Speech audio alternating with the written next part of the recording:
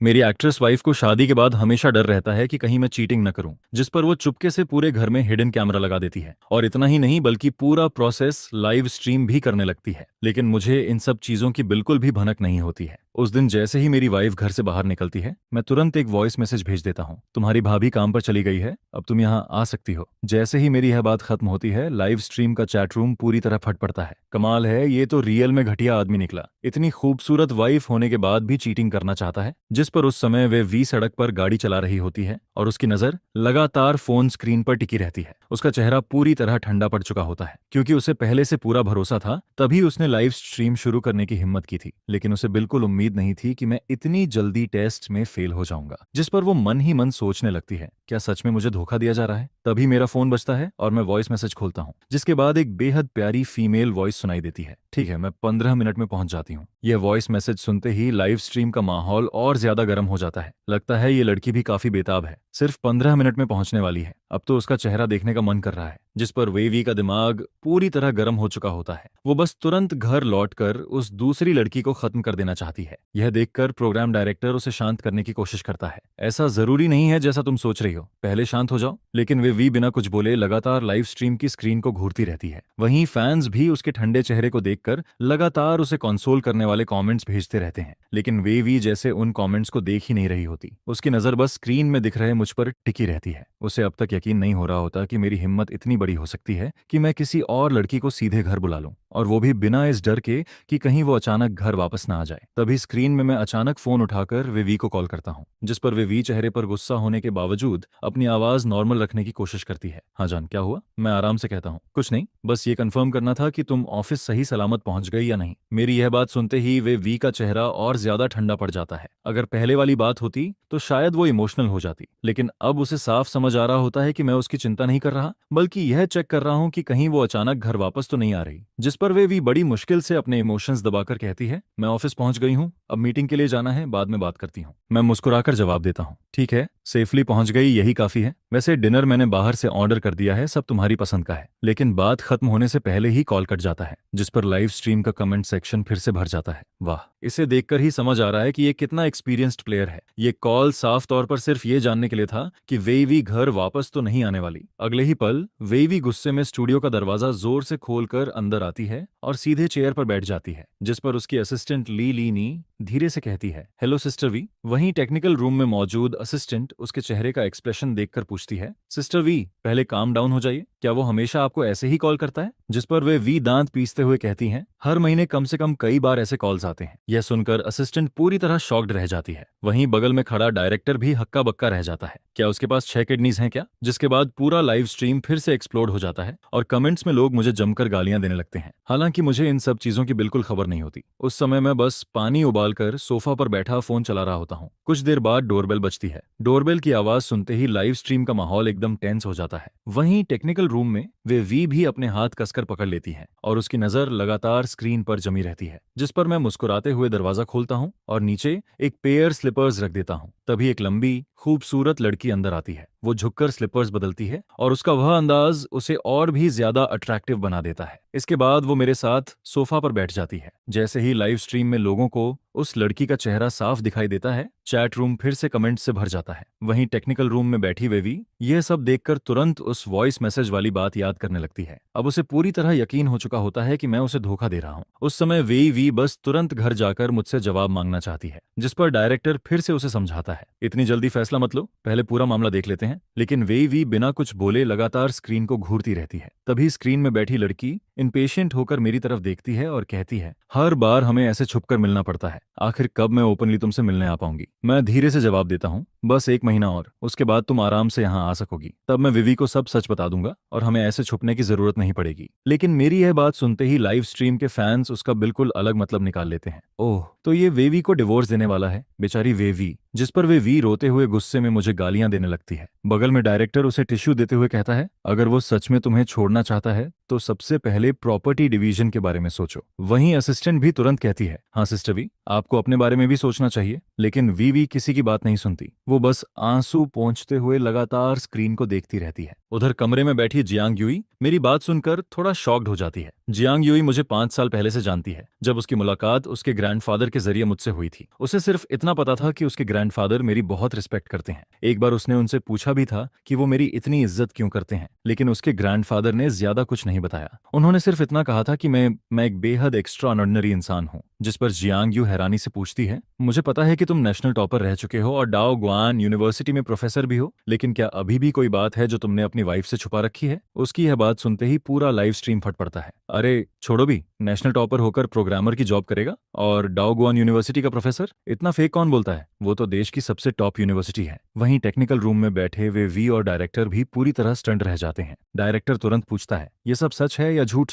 जिस पर way we भी रोना बंद कर देती है। उसे अब लगने लगता है कि शायद मामला कुछ अलग है। वो अपने चेहरे के आंसू पोंछते हुए सिर हिलाकर कहती है, इम्पॉसिबल। मेरा हस्बैंड तो एक बिल्कुल नॉर्मल इंसान है। उसने कभी नहीं बताया कि वो नेशनल टॉपर था, और डाओ गुआन यूनिवर्सिटी का प्रोफेसर होना तो और भी इम्पॉसिबल है। इतने सालों में मैंने उसे कभी कहीं पढ़ाने जाते हुए नहीं देखा। उसकी यह बात लाइव स्ट्रीम में सुनते ही कमेंट्स फिर से भर जाते हैं। मैंने पहले ही कहा था, ये आदमी सिर्फ झूठ बोल रहा है, ये जरूर कोई फ्रॉड होगा। ये सब बस लड़कियों को इम्प्रेस करने के लिए बनाई गई फेक स्टोरीज हैं। और फिर अगले ही पल पूरा कमेंट सेक्शन मुझे लेकर तरह तरह की थ्योरीज बनाने लगता है। इस समय लाइव स्ट्रीम की स्क्रीन पर मैं हल्की स्माइल के साथ जियांग यू से कहता हूँ, 1 महीने बाद तुम्हें सब पता चल जाएगा, अभी सही समय नहीं आया है। जिस पर जियांग यू और भी ज्यादा क्यूरियस होकर पूछती है, आखिर तुम्हारी और कौन सी आइडेंटिटी है? ऐसी कौन सी पहचान है जिसकी वजह से मेरे ग्रैंडफादर तुम्हारी इतनी रिस्पेक्ट करते हैं, और ऐसी कौन सी बात है जिसे तुम अपनी वाइफ से भी छुपा रहे हो? जियांग यू के मन में ये इस समय हजारों सवाल चल रहे होते हैं, लेकिन मुझे लगातार चुप देखकर वो आखिरकार दांत भींचकर कहती है, ठीक है, तो मैं 1 महीने इंतजार कर लूंगी। इसके बाद वो फिर मेरी तरफ देखकर हल्का मुस्कुराती है।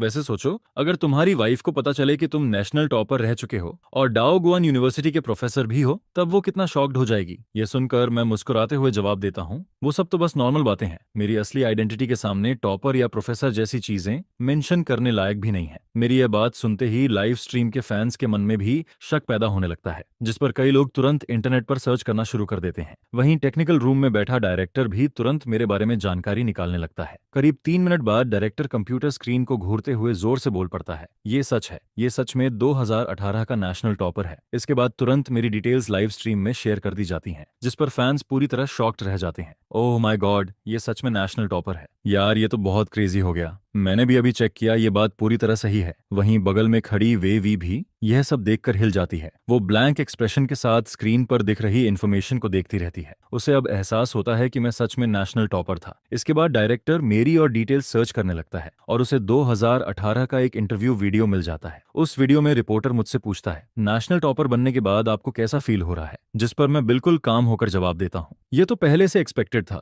मैं हमेशा से टॉपर रहा हूँ। चाइनीज सब्जेक्ट छोड़कर बाकी सभी सब्जेक्ट्स में मेरे फुल मार्क्स आए थे। ये इंटरव्यू देखते ही लाइव स्ट्रीम का माहौल फिर से एक्सप्लोड हो जाता है। वहीं टेक्निकल रूम में बैठी वेवी पूरी तरह स्टंडन रह जाती है। वो लगातार मेरी प्रोफाइल और इंटरव्यू को देखती रहती है। अब वो चाहकर भी इस सच को झुठला नहीं सकती थी। जिस पर बगल में खड़ा डायरेक्टर किसी क्यूरियस बच्चे की तरह उससे पूछता है, वी क्या उसने कभी तुम्हें ये सब नहीं बताया? वेवी थोड़ा सोचने लगती है, लेकिन उसके दिमाग में ऐसी किसी बात की कोई याद नहीं आती। फिर वो पूरा कॉन्फिडेंस के साथ कहती है, नहीं, उसने कभी एक बार भी इसका जिक्र नहीं किया। यह सुनते ही टेक्निकल रूम में मौजूद सभी लोग शॉक्ड रह जाते हैं, क्योंकि इतनी बड़ी अचीवमेंट हासिल करने वाला इंसान यूजुअली अपनी गर्लफ्रेंड या वाइफ के सामने थोड़ा बहुत शो ऑफ जरूर करता है। लेकिन मैंने कभी इस बारे में कुछ नहीं कहा था। जिस पर लाइव स्ट्रीम के फैंस भी बातें करने लगते हैं, इतने सालों तक उसने वे वी को यह बात नहीं बताई? क्या ये कोई सेंट है? इसमें जरा भी वैनिटी नहीं है क्या? शायद इंटरव्यू में जो कहा था वही सच है। उसके लिए ये सब पहले से एक्सपेक्टेड था। इसके बाद अचानक फैंस का ध्यान दूसरी बात पर चला जाता है। कोई चेक करो कि ये सच में डाओ गुआन यूनिवर्सिटी का प्रोफेसर है या नहीं। हाँ, जल्दी वेरीफाई करो। मैंने इंटरनेट पर पढ़ा है कि यूनिवर्सिटी प्रोफेसर बनने के लिए एकेडमिक वर्ल्ड में बड़ा कंट्रीब्यूशन होना जरूरी होता है। अगर ये सच में प्रोफेसर है तो ये बहुत बड़ा आदमी है। जिस पर टेक्निकल रूम में डायरेक्टर अचानक बोलता है, मेरा एक दोस्त डाओ गुआन यूनिवर्सिटी में प्रोफेसर है, मैं अभी उसे कॉल करता हूँ। यह सुनते ही लाइव स्ट्रीम के सभी लोग ध्यान से डायरेक्टर को देखने लगते हैं, क्योंकि अब सब जानना चाहते थे कि क्या मैं सच में डाओ गुआन यूनिवर्सिटी का प्रोफेसर हूं या नहीं। डायरेक्टर तुरंत एक कॉल लगाता है। कुछ सेकंड्स बाद कॉल कनेक्ट हो जाता है। दूसरी तरफ से एक मिडिल एज्ड आदमी की आवाज आती है, अरे डायरेक्टर साहब, आज अचानक मेरी याद कैसे आ गई? जिस पर डायरेक्टर बड़े पॉलिटली कहता है, असल में मुझे आपसे एक छोटी सी मदद चाहिए थी। दूसरी तरफ वाला आदमी हंसते हुए जवाब देता है, बताइए, अगर मेरे बस में होगा तो जरूर मदद करूंगा। डायरेक्टर तुरंत पूछता है, आपकी यूनिवर्सिटी में चूजी नाम का कोई प्रोफेसर है क्या? जिस पर दूसरी तरफ वाला आदमी थोड़ा सोच कर कहता है, नाम थोड़ा फेमिलियर लग रहा है, 1 मिनट चेक करता हूँ। डायरेक्टर जवाब देता है, ठीक है, थैंक्स। इसके बाद फोन के अंदर कीबोर्ड टाइपिंग की आवाज आने लगती है। करीब 2 मिनट से भी कम समय में सामने वाला आदमी बोल पड़ता है, हाँ मिल गया, हमारे यहाँ सच में शुजन नाम का प्रोफेसर है, वो 3 साल पहले प्रोफेसर बना था। फोटो देखकर तो काफी यंग लग रहा है। क्योंकि कॉल स्पीकर पर था इसलिए लाइव स्ट्रीम के सभी लोग यह बात साफ साफ सुन लेते हैं, जिस पर पूरा चैटरूम फिर से एक्सप्लोड हो जाता है। ओह शिट, ये सच में डाओ गुआन यूनिवर्सिटी का प्रोफेसर है, ये तो बहुत ज्यादा इंसेन हो गया। वहीं टेक्निकल रूम में वेईवी भी पूरी तरह शॉक्ड रह जाती है। उसे बिल्कुल यकीन नहीं हो रहा होता कि जिससे उसने 5 साल पहले शादी की थी वो असल में डाओ गुआन यूनिवर्सिटी का प्रोफेसर निकला। यह बात उसके लिए किसी सपने जैसी लग रही थी। तभी वेईवी डायरेक्टर से कहती है, क्या आप उनसे फोटो मंगवा सकते हैं? कहीं ऐसा तो नहीं सिर्फ सेम नेम हो? 1 मिनट भी नहीं गुजरता कि डायरेक्टर के फोन पर मैसेज नोटिफिकेशन आ जाता है। वो एक प्रोफाइल फोटो होती है और उसमें दिख रहा इंसान मैं ही होता हूँ। अब यह पूरी तरह कंफर्म हो चुका था कि मैं सच में यूनिवर्सिटी प्रोफेसर हूँ, जिस पर सबके मन में एक ही सवाल चल रहा होता है, आखिर ये आदमी है कौन? सिर्फ 28 साल की उम्र में यूनिवर्सिटी प्रोफेसर? यह सुनकर खुद डायरेक्टर भी अंदर तक हिल जाता है। उसे पहले लगा था कि यह शो बस एंटरटेनमेंट के लिए मजेदार होगा, जैसे कि कहीं मेरे पास हिडन मनी है या नहीं, लेकिन उसने कभी नहीं सोचा था कि इस शो में मेरी ऐसी आइडेंटिटी सामने आ जाएगी। वहीं दूसरी तरफ वे वी भी पूरी तरह कंफ्यूज्ड बैठी रहती है। वो मन ही मन सोचने लगती है, 5 साल शादी के बाद भी मैं उसे पूरी तरह नहीं जान पाई। इसके बाद वो दांत भींचते हुए खुद को कोसने लगती है, मैं उसकी वाइफ हूँ, फिर भी उसने इतनी बड़ी बात मुझसे छुपा कर रखी। आखिर क्या वो मुझे सच में अपनी पत्नी मानता भी है? लेकिन अगले ही पल उसके दिमाग में दूसरा ख्याल आता है, या फिर इसके पीछे कोई मजबूरी है? क्योंकि इससे पहले जियांग यू भी मुझसे और सीक्रेट्स जानने की कोशिश कर चुकी थी, लेकिन मैंने साफ मना कर दिया था, जिस पर लाइव स्ट्रीम के कई फैंस भी कुछ डिटेल्स नोटिस कर लेते हैं। लगता है इसके पास अभी भी कोई हिडन आइडेंटिटी है और शायद वो आइडेंटिटी पब्लिक नहीं की जा सकती। सही कहा, मैं तो भूल ही गया था कि उसने खुद कहा था उसकी असली आइडेंटिटी अभी रिवील नहीं हो सकती। क्या पता ये दुनिया का सबसे अमीर आदमी हो। इसके बाद पूरा लाइव स्ट्रीम तरह तरह की थ्योरीज से भर जाता है। सबकी क्यूरियोसिटी अब पीक पर पहुंच चुकी थी। हर कोई जानना चाहता था कि आखिर मेरी असली आइडेंटिटी क्या है। उधर कमरे में बैठी जियांग यू मुझे हेल्पलेस एक्सप्रेशन के साथ देखती है, फिर वो धीरे से कहती है, ठीक है, मैं और कुछ नहीं पूछूंगी, बस इतना बताओ, क्या 1 महीने बाद मुझे तुम्हारे सारे सीक्रेट्स पता चल जाएंगे? जिस पर मैं हल्के से सिर हिलाता हूँ, हाँ, 1 महीने बाद मेरे पास छुपाने के लिए कुछ भी नहीं बचेगा। जियांग यू मुझे बड़ी उम्मीद भरी नजरों से देखते हुए कहती है, मैं बस यही होप करती हूँ कि तुम्हारी हिडन आइडेंटिटी मुझे डिसअपॉइंट ना करे। जिस पर मैं मजेदार एक्सप्रेशन के साथ उसकी तरफ देखता हूँ। अगर मेरी असली आइडेंटिटी तुम्हें डिसअपॉइंट कर दे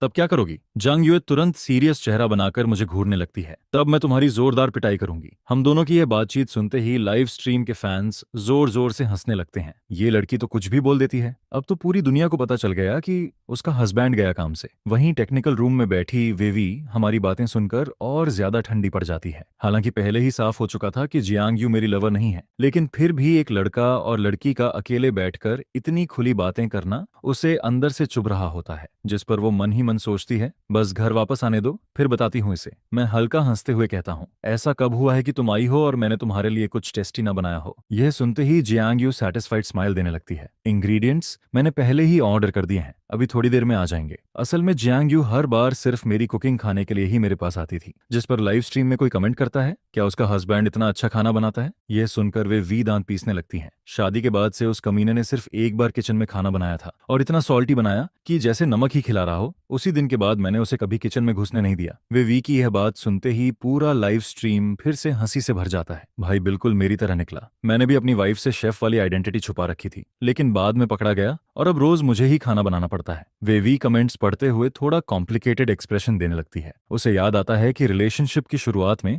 मैं उससे हर बात शेयर करता था, लेकिन अब उसे एहसास हो रहा था कि मैंने उससे कितनी बड़ी बड़ी बातें छुपा रखी थी। कुछ देर बाद डोरबेल बजती है और कुकिंग इंग्रेडिएंट्स आ जाते हैं, जिस पर मैं जियांग यू की तरफ देखकर कहता हूँ, आज टाइम बहुत कम है, इसलिए बस कुछ सिंपल डिशेस बना देता हूँ। Cabbage soup, shredded tofu, lion head meatball और डोंगपो पोक चलेगा? जियांग यू तुरंत खुशी से सिर हिलाने लगती है। हालांकि वो और भी ज्यादा नेशनल बैंक्वेट डिशेस खाना चाहती थी, लेकिन अभी टाइम कम था, इसलिए ज्यादा कॉम्प्लिकेटेड डिशेस बनाना पॉसिबल नहीं था। इसके बाद मैं इंग्रेडिएंट्स लेकर किचन में चला जाता हूँ। सबसे पहले वेजिटेबल्स वॉश करता हूँ, फिर कटिंग शुरू कर देता हूँ और फिर सबसे पहला डिश शुरू होता है शेरडेड टोफू। मैं सॉफ्ट टोफू को चॉपिंग बोर्ड पर रखता हूँ और नाइफ चलाना शुरू कर देता हूँ। इस डिश का सबसे डिफिकल्ट हिस्सा नाइफ स्किल होता है, क्योंकि इसमें टोफू को हजारों बेहद पतली स्ट्रिप्स में काटना पड़ता है। यह देखकर लाइव स्ट्रीम फिर से एक्साइटेड हो जाता है। वाह, इसकी नाइफ स्किल तो रियल शेफ जैसी है। शूजे सच में मास्टर शेफ लग रहा है। वहीं टेक्निकल रूम में बैठी वे वी मुझे वेजिटेबल्स काटते देख दांत पीसने लगती है। हालांकि वो प्रोफेशनल शेफ नहीं थी,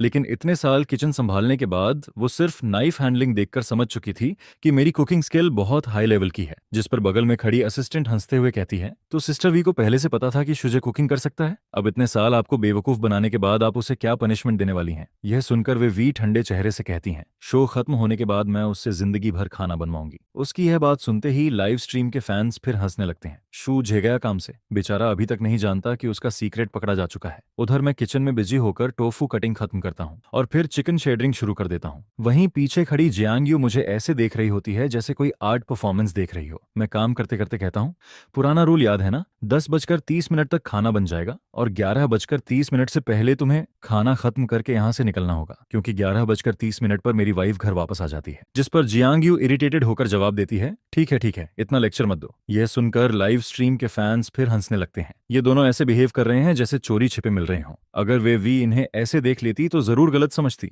वहीं टेक्निकल रूम में बैठी वे वी भी मेरी बात सुनकर हंस पड़ती है, क्योंकि उसे पता था कि मैं सिर्फ इस डर से ऐसा कर रहा हूं कि कहीं वो अचानक घर वापस ना आ जाए। जिस पर वो मन ही मन मुझे प्रैंक करने का फैसला कर लेती है। वो सोचती है, जब इसका खाना बन जाएगा तब मैं कॉल करके बोलूंगी कि मैं घर वापस आ रही हूँ। बगल में खड़ी छोटी असिस्टेंट भी ये सीन इमेजिन करके हंसने लगती है। ये आदमी सच में बहुत इंटरेस्टिंग है।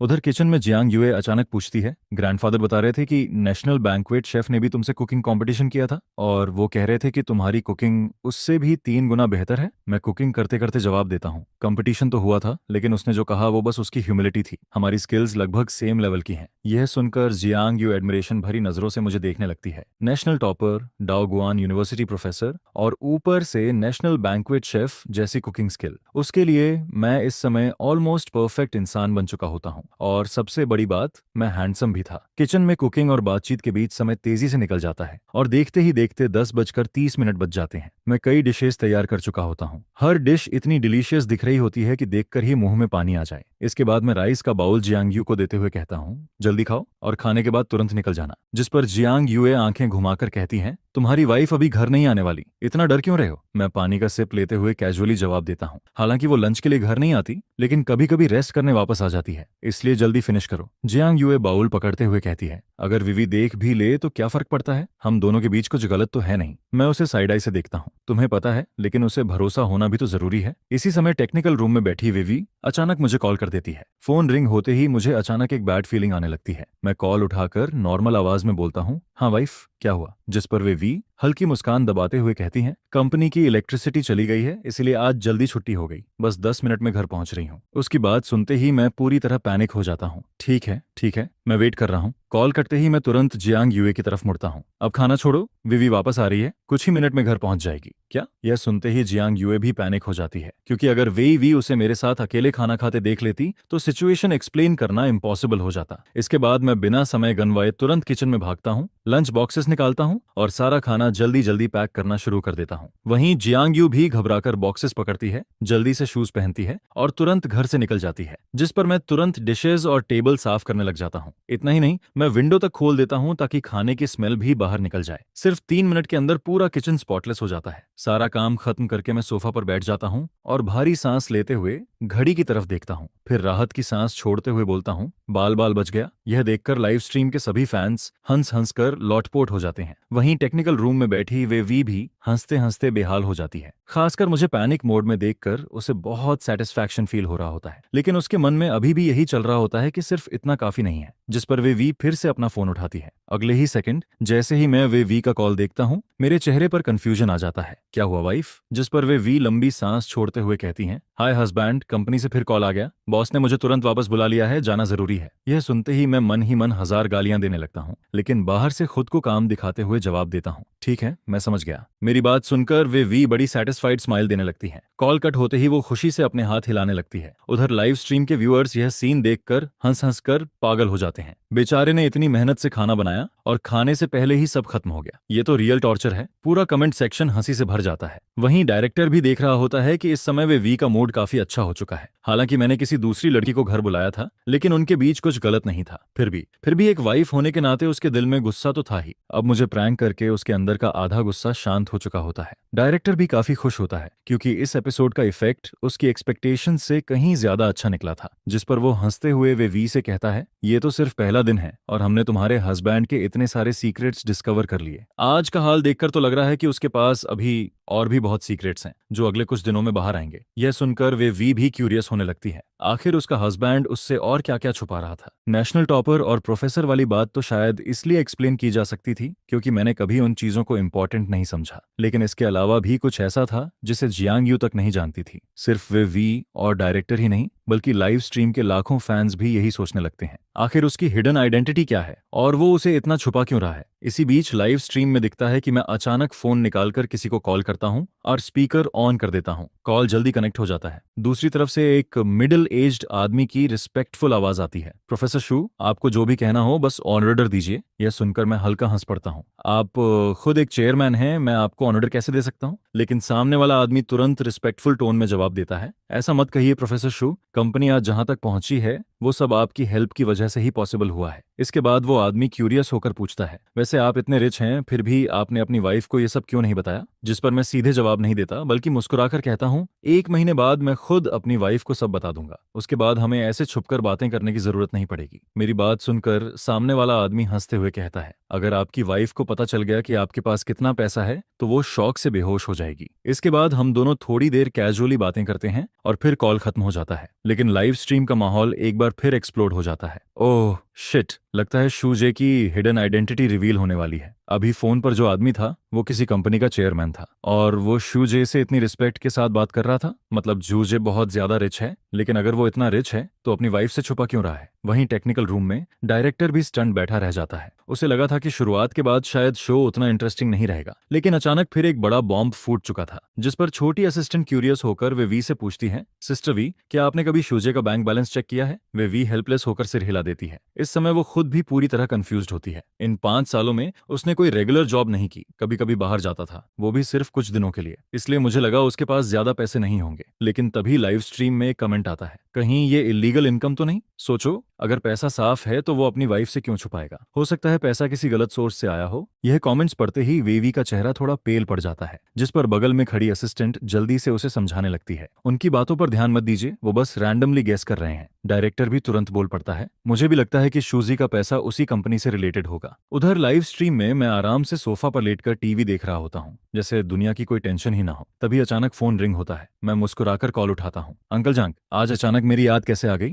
दूसरी तरफ से आवाज आती है, अंकल काफी दिनों से तुमसे मिला नहीं, इसलिए सोचा कल साथ में कुछ ड्रिंक्स हो जाएं। जिस पर मैं जोर से हंस पड़ता हूँ, अंकल झांग, अगर आपको मेरा बनाया खाना खाना है तो सीधा बोल दीजिए। यह सुनकर सामने वाला आदमी भी हंसने लगता है, ठीक है तो मैं कल बिना शर्माए आ जाऊंगा। इसके बाद हम दोनों कुछ देर बातें करते हैं और फिर कॉल खत्म हो जाता है। दूसरी तरफ जियांग नान सिटी के पुलिस ब्यूरो ऑफिस में बैठा झांग जियांगुओ हल्की स्माइल के साथ टीवी पर चल रहा show discovering the other half देख रहा होता है, जिस पर लाइव स्ट्रीम के फैंस फिर कमेंट्स करने लगते हैं, क्या ये अंकल झांग भी शूजे की किसी हिडन आइडेंटिटी से जुड़ा हुआ है। कहीं ये आदमी फिर कोई बड़ा सीक्रेट रिवील न कर दे। ये कमेंट्स देखकर वे वी थोड़ा सोचने लगती हैं। फिर वो धीरे से कहती हैं, मैंने कभी किसी अंकल झांग के बारे में नहीं सुना। यह सुनकर साइड में खड़ी असिस्टेंट थोड़ा स्पीलेस हो जाती है। आप आखिर शूजे के कितने दोस्तों को जानती हैं। वे वी थोड़ा सोचती है और जवाब देती है, मैंने उसके कुछ क्लासमेट्स से मुलाकात की थी। 2 साल पहले उसकी क्लास रियूनियन पार्टी में करीब 20 लोगों से मिली थी, लेकिन अब मुझे उनके चेहरे भी ठीक से याद नहीं। असिस्टेंट तुरंत माथा पकड़ लेती है, तो उसके क्लोज फ्रेंड्स में से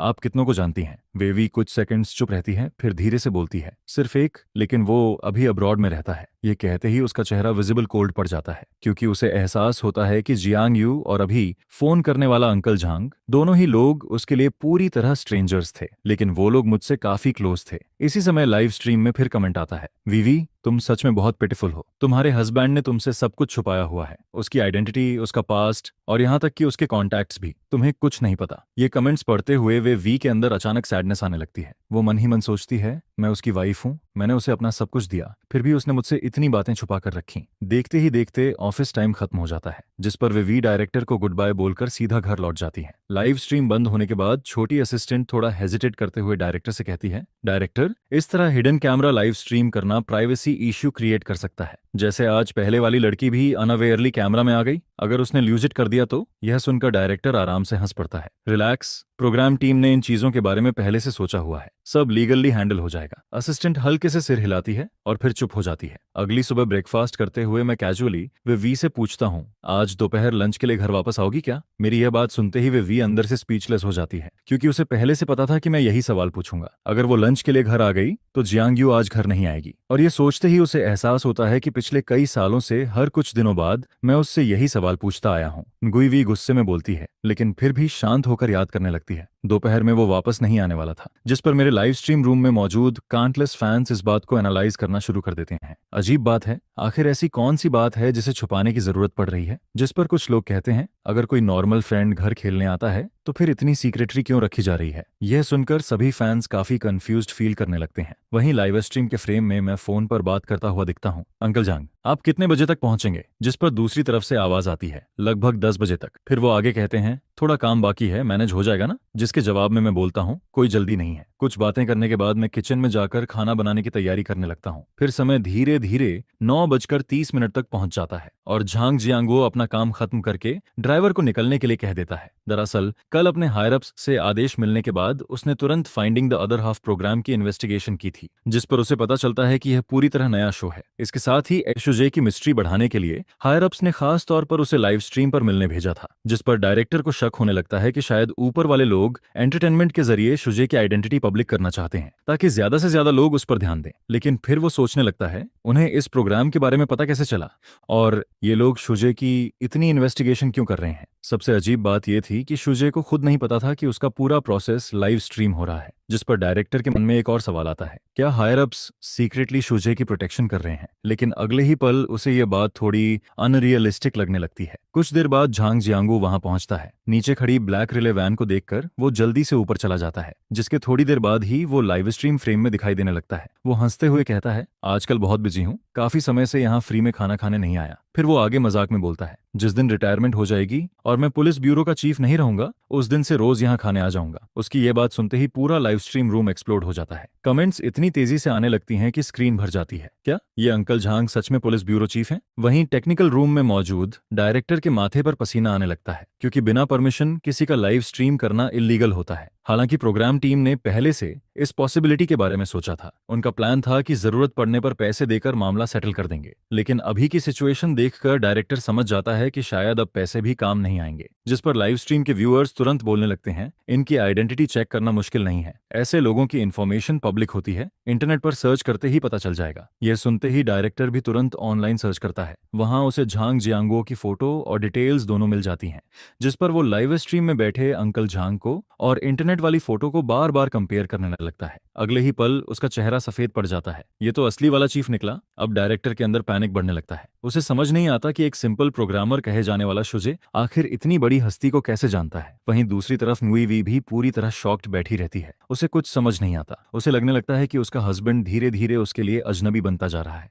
उसी समय लाइव स्ट्रीम में मैं खाना बनाकर टेबल पर रख देता हूँ और बोलता हूँ, अंकल जांग, आगे से अगर आपको मेरा बनाया खाना खाना है तो आपको इंपीरियल कैपिटल तक आना पड़ेगा। जिस पर झांग जियांगू खाना खाते खाते रुक जाता है और पूछता है, क्या तुम इंपीरियल कैपिटल शिफ्ट होने वाले हो? फिर वो आगे पूछता है, हर साल वापस आओगे ना? मैं सिर हिलाकर जवाब देता हूँ, लेकिन झांग जियांगू कंफ्यूज्ड होकर पूछता है, अचानक इंपीरियल कैपिटल क्यों जा रहे हो? यहाँ सब कुछ तो अच्छा है। जिस पर मैं सिर्फ हल्की सी स्माइल देता हूँ और ज्यादा एक्सप्लेनेशन नहीं करता, क्योंकि असल में झांग जियांगू भी मेरी पूरी आइडेंटिटी नहीं जानता था। दरअसल अगले महीने मेरी असली आइडेंटिटी पब्लिक होने वाली थी, जिसके बाद बहुत ज्यादा चांस था कि मुझे कैपिटल में शिफ्ट होना पड़े, क्योंकि मेरे हाथ में मौजूद चीजों पर कई देशों की नजर थी। अगर मैं जियांगनान सिटी में ही रहता तो फैमिली खतरे में पड़ सकती थी। जिस पर लाइव स्ट्रीम कमेंट्स फिर तेजी से आने लगते हैं। शुजे अगले महीने कैपिटल शिफ्ट होने वाला है, वहां तो जमीन सोने से भी महंगी होती है। एक बड़ा घर खरीदने खरीदने के लिए करोड़ों लग जाएंगे। यह सुनकर असिस्टेंट खुद को रोक नहीं पाती और nguई वी से पूछती है, सिस्टर वी, क्या आप लोग सच में कैपिटल शिफ्ट होने वाले हो? लेकिन nguई वी अभी भी पूरी तरह ब्लैंक बैठी रहती है, क्योंकि उसे इस बारे में कुछ भी नहीं पता था। उसे लगने लगता है कि क्या ये सच में वही आदमी है जिससे उसने शादी की थी। वहीं दूसरी तरफ झांग जियांगुओ मेरे बनाए डिशेस खाते हुए कहता है, तुम्हारा कुकिंग स्किल उन सभी लोगों से बेहतर है जिन्हें मैंने आज तक देखा है। बड़े बड़े रेस्टोरेंट्स भी तुम्हारे सामने कुछ नहीं है। अगर तुम शेफ बन जाओ तो महीने के 50 मिलियन आसानी से कमा लोगे। जिस पर मैं हंसते हुए जवाब देता हूँ, शेफ का काम बहुत टायरिंग होता है। मैं अपनी वाइफ के साथ ज्यादा टाइम स्पेंड करना चाहता हूँ। इतने सालों से मैं विव वी के साथ बिताए मोमेंट्स को बहुत एंजॉय कर रहा हूँ, लेकिन अब आइडेंटिटी पब्लिक होने वाली है, इसलिए मुझे फिर से काम में लगना पड़ेगा। ये सुनकर झांग जियांगो मुस्कुराता है और पूछता है, क्या तुम्हारी वाइफ को तुम्हारे पास्ट के बारे में कुछ पता नहीं?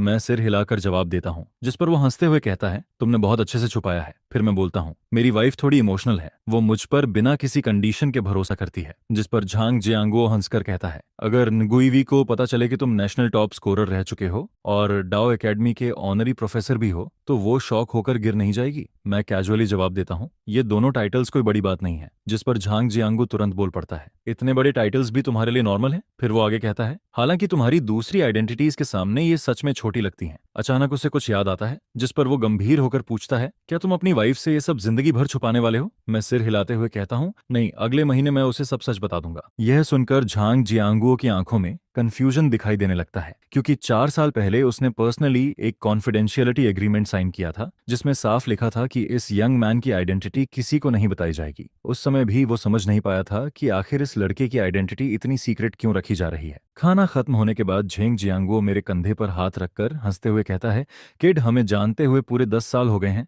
अगर कभी किसी मदद की जरूरत पड़े तो बेझिझक कहना। इसके बाद जैसे ही अंकल झांग वहां से जाता है, लाइव स्ट्रीम फिर से नॉइजी हो जाता है। सभी व्यूअर्स एक्साइटमेंट में बातें करने लगते हैं। तो चीफ शुजे को इसलिए जानते हैं क्योंकि वो नेशनल टॉप स्कोरर था, लेकिन चीफ की बातों से साफ लग रहा था कि शुजे की कोई और भी आइडेंटिटी है। जिस पर कुछ लोग क्यूरियोसिटी में लिखने लगते हैं, आखिर वो दूसरी आइडेंटिटी क्या है? वहीं दूसरी तरफ कंट्रोल वैन में बैठा डायरेक्टर पैनिक में सोचता रहता है कि क्या उसे झांग जियांगू को रोककर माफी मांगनी चाहिए या नहीं। काफी देर तक स्ट्रगल करने के बाद वो आखिर इन्वेस्टर को कॉल लगा देता है, लेकिन डायरेक्टर अपनी बात पूरी भी नहीं कर पाता। उससे पहले ही दूसरी तरफ से आवाज आती है, मैं सब समझ गया हूँ, तुम बस अपना काम सही से करो, बाकी चीजें मैं हैंडल कर लूंगा। कॉल खत्म होने के बाद ही डायरेक्टर राहत की सांस लेता है। वहीं कंट्रोल रूम में बैठी nguई वी लगातार स्क्रीन की तरफ देखती रहती है, लेकिन जितना ज्यादा वो देखती है उतना ही ज्यादा कंफ्यूज्ड होती जाती है। उधर लाइव स्ट्रीम फ्रेम में मैं सोफा पर लेटकर टीवी देख रहा होता हूँ, लेकिन कुछ देर बाद मुझे बोर्डम फील होने लगता है। बाहर जाकर घूमने का भी कोई खास मन नहीं होता। वैसे भी मेरी स्पेशल आइडेंटिटी की वजह से हमेशा कुछ लोग सीक्रेटली 24 घंटे प्रोटेक्शन में लगे रहते हैं। तभी अचानक फोन रिंग होने लगता है, जिस पर मैं तुरंत कॉल रिसीव करता हूँ। दूसरी तरफ जियांग लाओ की आवाज आती है। वो हंसते हुए कहते हैं, मेरी ग्रैंडडॉटर बोल रही थी कि तुम्हारी जगह का सीनरी काफी अच्छा है, इसलिए मैंने सोचा कल वहां घूमने आ जाऊं और पहले तुम्हारे घर आकर कुछ ड्रिंक्स भी हो जाएं। यह सुनकर मैं हेल्पलेस होकर मुस्कुराने लगता हूँ। मन ही मन सोचता हूँ, लो, एक और इंसान फ्री में खाना खाने आने वाला है। जिस पर लाइव स्ट्रीम रूम में मौजूद नेटिजन्स लगातार कमेंट्स करने लगते हैं, क्योंकि उन्हें दूसरी तरफ की आवाज सुनाई नहीं दे रही थी, लेकिन उन्होंने इतना जरूर सुन लिया था कि शुजे किसी को एयरपोर्ट से लेने जाने वाला है। जिस पर सभी स्पेकुलेट करने लगते हैं, क्या इस बार भी कोई बड़ा आदमी आने वाला है? वहीं टेक्निकल रूम में बैठी nguई वी फिर से कंफ्यूज्ड हो जाती है, क्योंकि उसे समझ नहीं आता कि आखिर घर पर बार बार इतने मिस्टीरियस लोग क्यों आ रहे हैं। अगली सुबह यूजुअल क्वेश्चन आंसर सेशन के बाद nguई वी उदास चेहरे के साथ घर से निकलती है। लिफ्ट में खड़ी होकर उसके दिल में अजीब सा डिस्कम्फर्ट फील होने लगता है। हालांकि उसने पहले से मेंटली प्रिपेयर किया हुआ था, लेकिन फिर भी उसके दिल में हल्की तकलीफ होती है। सुबह 10 बजे जियांगनान एयरपोर्ट के हॉल में एक बूढ़ा आदमी ट्रेडिशनल आउटफिट पहने दिखाई देता है। उसका पूरा ऑरा बेहद एक्स्ट्रा ऑर्डिनरी लगता है। उसी समय एक खूबसूरत लड़की तेजी से उनकी तरफ दौड़ती हुई आती है, जिस पर बूढ़ा आदमी उसे देखकर हंसते हुए बोलता है, तुम जियांगनान सिटी आए हुए लगभग 5 दिन हो गए हैं ना? इन दिनों फिर से शुजे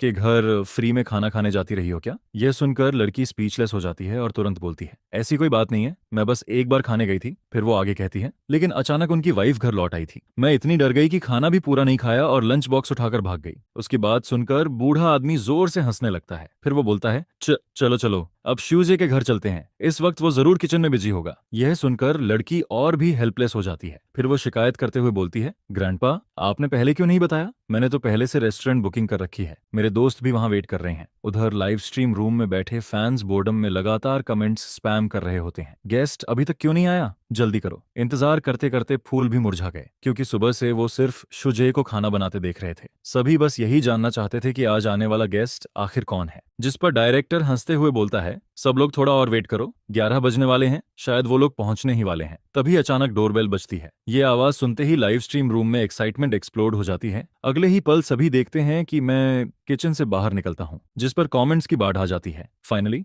मैं सुबह 8 बजे से वेट कर रहा हूँ। वहीं टेक्निकल रूम में बैठे सभी लोग भी इंस्टेंटली एक्साइटेड हो जाते हैं। सभी की नजर लाइव स्ट्रीम स्क्रीन पर टिक जाती है। दरवाजे के बाहर एक मिडिल एज्ड आदमी खड़ा होता है, जिसे देखकर साफ पता चलता है कि वो कोई ऑर्डिनरी इंसान नहीं है। जिस पर मैं उसे देखकर बोलता हूँ, प्रोफेसर जांग, काफी समय बाद मुलाकात हो रही है। मुझे देखते ही जांग यू के चेहरे पर तुरंत रिस्पेक्ट दिखाई देने लगता है। यह देखकर लाइव स्ट्रीम रूम के व्यूअर्स शॉक्ड हो जाते हैं। ये आदमी तो किसी सक्सेसफुल बिजनेसमैन जैसा लग रहा है, लेकिन शूजे के सामने इतना रिस्पेक्टफुल क्यों बिहेव कर रहा है? वहीं कंट्रोल रूम में डायरेक्टर उस मिडिल एज्ड आदमी को ध्यान से देखता है। उसे चेहरा काफी फेमिलियर लगता है, लेकिन वो याद नहीं कर पाता कि आखिर उसे कहाँ देखा है। दूसरी तरफ एनगुई वी भी क्यूरियोसिटी के साथ स्क्रीन देखती रहती है। उसे लगने लगता है कि यह आदमी उसके हस्बैंड के सामने ऐसे बिहेव कर रहा है जैसे कोई सबॉर्डिनेट अपने बॉस के सामने खड़ा हो। उधर मैं जांगयू का ऐसा बिहेवियर देखकर हेल्पलेस फील करता हूँ। फिर मैं उससे कहता हूँ, आप आलिया, आप ऐसा मत किया करो। आप मुझसे पूरे 20 साल बड़े हो, ऊपर से हजारों एम्प्लॉयज वाले ग्रुप के चेयरमैन भी हो, फिर भी हर बार इतने फॉर्मल क्यों रहते हो? मेरी यह बात सुनते ही लाइव स्ट्रीम रूम एक्सप्लोड हो जाता है। असिस्टेंट भी शॉक में स्क्रीन की तरफ देखने लगती है। आखिर ऐसा कौन सा प्रोफेसर है जिसके सामने एक बड़े ग्रुप का चेयरमैन इतना रिस्पेक्ट दिखा रहा है? वहीं इन गुईवी के दिल में भी जोरदार हलचल मच जाती है। उसे पहले से पता था कि उसका हस्बैंड मिस्टीरियस है, लेकिन अपनी आंखों से एक चेयरमैन को शूजे के सामने इतना हम्बल होते देखकर उसका दिल बुरी तरह हिल जाता है। उधर लाइव स्ट्रीम फ्रेम में झांगयू का एक्सप्रेशन अभी भी बेहद रिस्पेक्टफुल रहता है। उसकी नजरों में शुजे के लिए डीप एडमिरेशन साफ दिखाई देता है, क्योंकि उसके दिल में शुजे सिर्फ एडमिरेशन का पात्र नहीं था, बल्कि उसके पूरे फैमिली का सेवियर था। 4 साल पहले उसकी बेटी को कैंसर हो गया था। डॉक्टर्स ने साफ कह दिया था कि वो 1 साल से ज्यादा सर्वाइव नहीं कर पाएगी। एक फादर होने के बावजूद वो अपनी बेटी को सफरिंग में देखकर कुछ नहीं कर पा रहा था। उस समय वो पूरी तरह टूट चुका था। लेकिन तभी उसे एक न्यूज सुनने को मिली जिसने उसके अंदर उम्मीद जगा दी। उसे पता चला कि एक मेडिकल एक्सपेरिमेंट चल रहा है, जिसमें 100 कैंसर पेशेंट्स पर नई मेडिसिन टेस्ट की जा रही है, जिस पर वो तुरंत अपनी बेटी को उस एक्सपेरिमेंट में शामिल करवा देता है। फिर ट्रीटमेंट शुरू होने के बाद एक मिरेकल होता है। उसकी बेटी की हालत तेजी से इंप्रूव होने लगती है। सिर्फ आधे महीने के अंदर उसके शरीर से कैंसर सेल्स पूरी तरह खत्म हो जाते हैं। इसके बाद ही उसे पता चलता है कि कैंसर को कन्वर्ट करने वाला इंसान शूजे था, और मास प्रोडक्शन वाली कैंसर मेडिसिन भी उसी की कंपनी में बनाई जा रही थी। उसी दिन से जांगयू मेरे कांटेक्ट में रहने लगता है। फिर वो मेरी तरफ गंभीर नजरों से देखकर कहता है, प्रोफेसर शू, मेरी बेटी की जान बचाने के लिए आपका धन्यवाद। जिस पर मैं हेल्पलेस होकर जवाब देता हूँ, हर बार मिलने पर आप मुझे थैंक्स क्यों बोलते हो? लेकिन जांगयू गंभीर आवाज में कहता है, अगर उस वक्त आपने कैंसर कंकूर नहीं किया होता तो मेरी बेटी 3 साल पहले ही मर चुकी होती। आपने मेरी बेटी को बचाया है। आप हमारे पूरे परिवार के बेनिफैक्टर हो। उसकी यह बात सुनते ही लाइव स्ट्रीम रूम में हड़कंप मच जाता है। क्या कैंसर क्योर? ये सच है या फेक? फैंस को यकीन ही नहीं होता, क्योंकि उन्हें याद आता है कि 4 साल पहले पूरी दुनिया में एक शॉकिंग न्यूज फैली थी। कैंसर को पूरी तरह कन्वर्ट कर लिया गया है। और सबसे शॉकिंग बात यह थी कि यह क्योर हर तरह के कैंसर पर काम करता था। जब यह खबर सामने आई थी तब पूरी दुनिया हिल गई थी। खासकर हुआशिया के लोग बेहद प्राउड फील कर रहे थे, क्योंकि कैंसर क्योर डिस्कवर करने वाला इंसान हुआशिया का था। लेकिन उस समय सबसे बड़ी मिस्ट्री यही थी कि आखिर वो जीनियस साइंटिस्ट कौन था। उसकी आइडेंटिटी कभी पब्लिक नहीं की गई थी, और अब अचानक उनसे कहा जा रहा था कि वो इंसान शूजे है, जिस पर किसी को यकीन नहीं हो रहा था। वहीं गुईवी पूरी तरह स्टंट बैठी रहती है। उसके दिमाग में सिर्फ एक ही सवाल घूम रहा था, क्या मेरे हस्बैंड ने सच में कैंसर क्योर बनाया है? उसे समझ नहीं आता कि उसे इस बारे में कुछ भी क्यों नहीं पता था।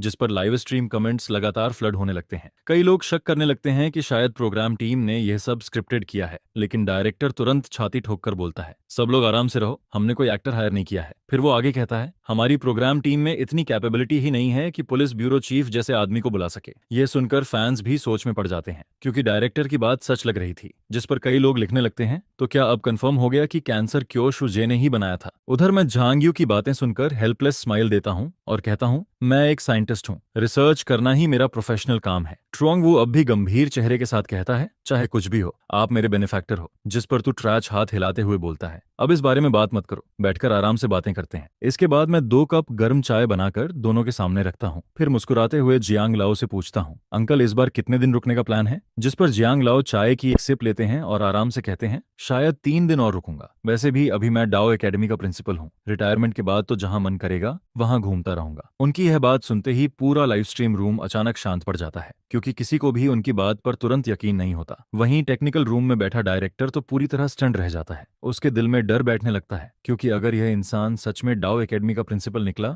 तो उसका करियर खत्म हो सकता था। बिना परमिशन इतने बड़े आदमी को लाइव स्ट्रीम करना कोई छोटी बात नहीं थी, जिस पर अगले ही पल डायरेक्टर तेजी से कंप्यूटर की तरफ भागता है और तुरंत सर्च करना शुरू कर देता है। सिर्फ डायरेक्टर ही नहीं, काउंटलेस फैंस भी इंटरनेट पर इंफॉर्मेशन ढूंढने लगते हैं। क्योंकि यह सारी डिटेल्स पब्लिक थी, इसलिए ज्यादा मुश्किल नहीं होती। आधे मिनट के अंदर ही सभी लोग रिजल्ट देखकर कांप उठते हैं, क्योंकि यह बूढ़ा आदमी सच में डाओ एकेडमी का प्रिंसिपल था। यह देखकर असिस्टेंट भी पूरी तरह शॉक्ड रह जाती है। उसने कभी इमेजिन भी नहीं किया था कि वो अपनी जिंदगी में इतने बड़े आदमी का लाइव स्ट्रीम देख पाएगी। वहीं न्गुई भी इंस्टिंक्टिवली अपना मुंह ढक लेती है, क्योंकि उसे यकीन नहीं होता कि डाओ एकेडमी जैसा बड़ा प्रिंसिपल उसके हस्बैंड के साथ इतने कैजुअली बातें कर रहा है। लेकिन डायरेक्टर की हालत बाकी लोगों से भी ज्यादा खराब हो चुकी थी, क्योंकि पहले ही अंकल जांग उसे डराने के लिए काफी थे और अब यह प्रिंसिपल वाला मामला सामने आ गया था, जिस पर डायरेक्टर कांपते हुए तुरंत इन्वेस्टर को फोन करता है। उसकी आवाज डर से लड़खड़ाने लगती है, लेकिन वो अपनी बात पूरी करता उससे पहले ही दूसरी तरफ से आवाज आती है, मुझे सब पता है, लाइव स्ट्रीम कंटिन्यू रखो। यह सुनकर डायरेक्टर राहत की सांस लेता है, लेकिन फिर भी डरते हुए पूछता है, सच में कोई प्रॉब्लम नहीं होगी? जिस पर दूसरी तरफ से शांत आवाज आती है, मैंने कहा ना सब ठीक है, ज्यादा मत सोचो। उधर लाइव स्ट्रीम फ्रेम में हम लोग खाना खाते हुए कैजुअली बातें कर रहे होते हैं। तभी अचानक ट्रोंग वू खड़ा हो जाता है। वो वाइन ग्लास उठाकर मेरी तरफ देखता है और गंभीर आवाज कहता है, प्रोफेसर शू, मेरी बेटी की जान बचाने के लिए एक बार फिर आपका धन्यवाद। मैं आपको टोस्ट करता हूँ। जिस पर मैं हेल्पलेस होकर खड़ा होता हूँ और उसके साथ ग्लास टकराता हूँ। फिर मैं हंसते हुए उससे कहता हूँ, इन सालों में मैंने भी आपको काफी परेशान किया है। बार बार आपको मेरी वाइफ से बातें छुपाने के लिए कोऑपरेट करना पड़ा। मेरी बात सुनकर ट्रोंग वू हंसने लगता है। वहीं लाइव स्ट्रीम रूम में बैठे व्यूअर्स अचानक रियलाइज करने लगते हैं। उन्हें याद आता है कि पहले शूजे किसी मिस्टीरियस चेयरमैन के साथ वीचैट पर चैट करता दिखाई दिया था। अब सब समझ जाते हैं कि वो इंसान यही मिडिल एज्ड चेयरमैन था। जिस पर सभी कमेंट्स करने लगते हैं, हे भगवान, एनगुई को पूरे 5 साल तक बेवकूफ बनाया गया। वहीं कंट्रोल रूम में बैठी एनगुई पूरी तरह ब्लैंक हो चुकी थी, क्योंकि अब उसे पता चलता है कि पिछले 5 सालों से उसका हस्बैंड सीक्रेटली इस चेयरमैन से कांटेक्ट में था। उसके दिल में अजीब सा शॉक बैठ जाता है। उधर लाइव स्ट्रीम में मैं ट्रोंगवू से पूछता हूँ, तो क्या आप और जियांग लाओ 3 दिन तक जियांगनान सिटी में रुकने वाले हो? जिस पर ट्रोंगवू सिर हिलाकर कहता है, नहीं, मुझे कल दोपहर वापस जाना होगा, कंपनी में बहुत काम बाकी है। फिर वो आगे कहता है, जिस दिन मैं डोंगशिया ग्रुप के चेयरमैन पद से रिजाइन कर दूंगा, उस दिन मैं अक्सर आपसे मिलने आ पाऊंगा। उसकी यह बात सुनते ही फैंस फिर से क्यूरियस हो जाते हैं, क्योंकि जियांग लाओ की आइडेंटिटी पहले ही रिवील हो चुकी थी, लेकिन ट्रोंगवू की आइडेंटिटी अभी तक क्लियर नहीं हुई थी, जिस पर सभी लोग तुरंत इंटरनेट पर सर्च करने लगते हैं। वहीं डायरेक्टर भी कांपते हाथों से कीबोर्ड पर टाइपिंग शुरू कर देता है। उसके दिल में सिर्फ एक ही प्रेयर चल रही थी, भगवान, इस बार कोई बड़ा आदमी मत निकलना।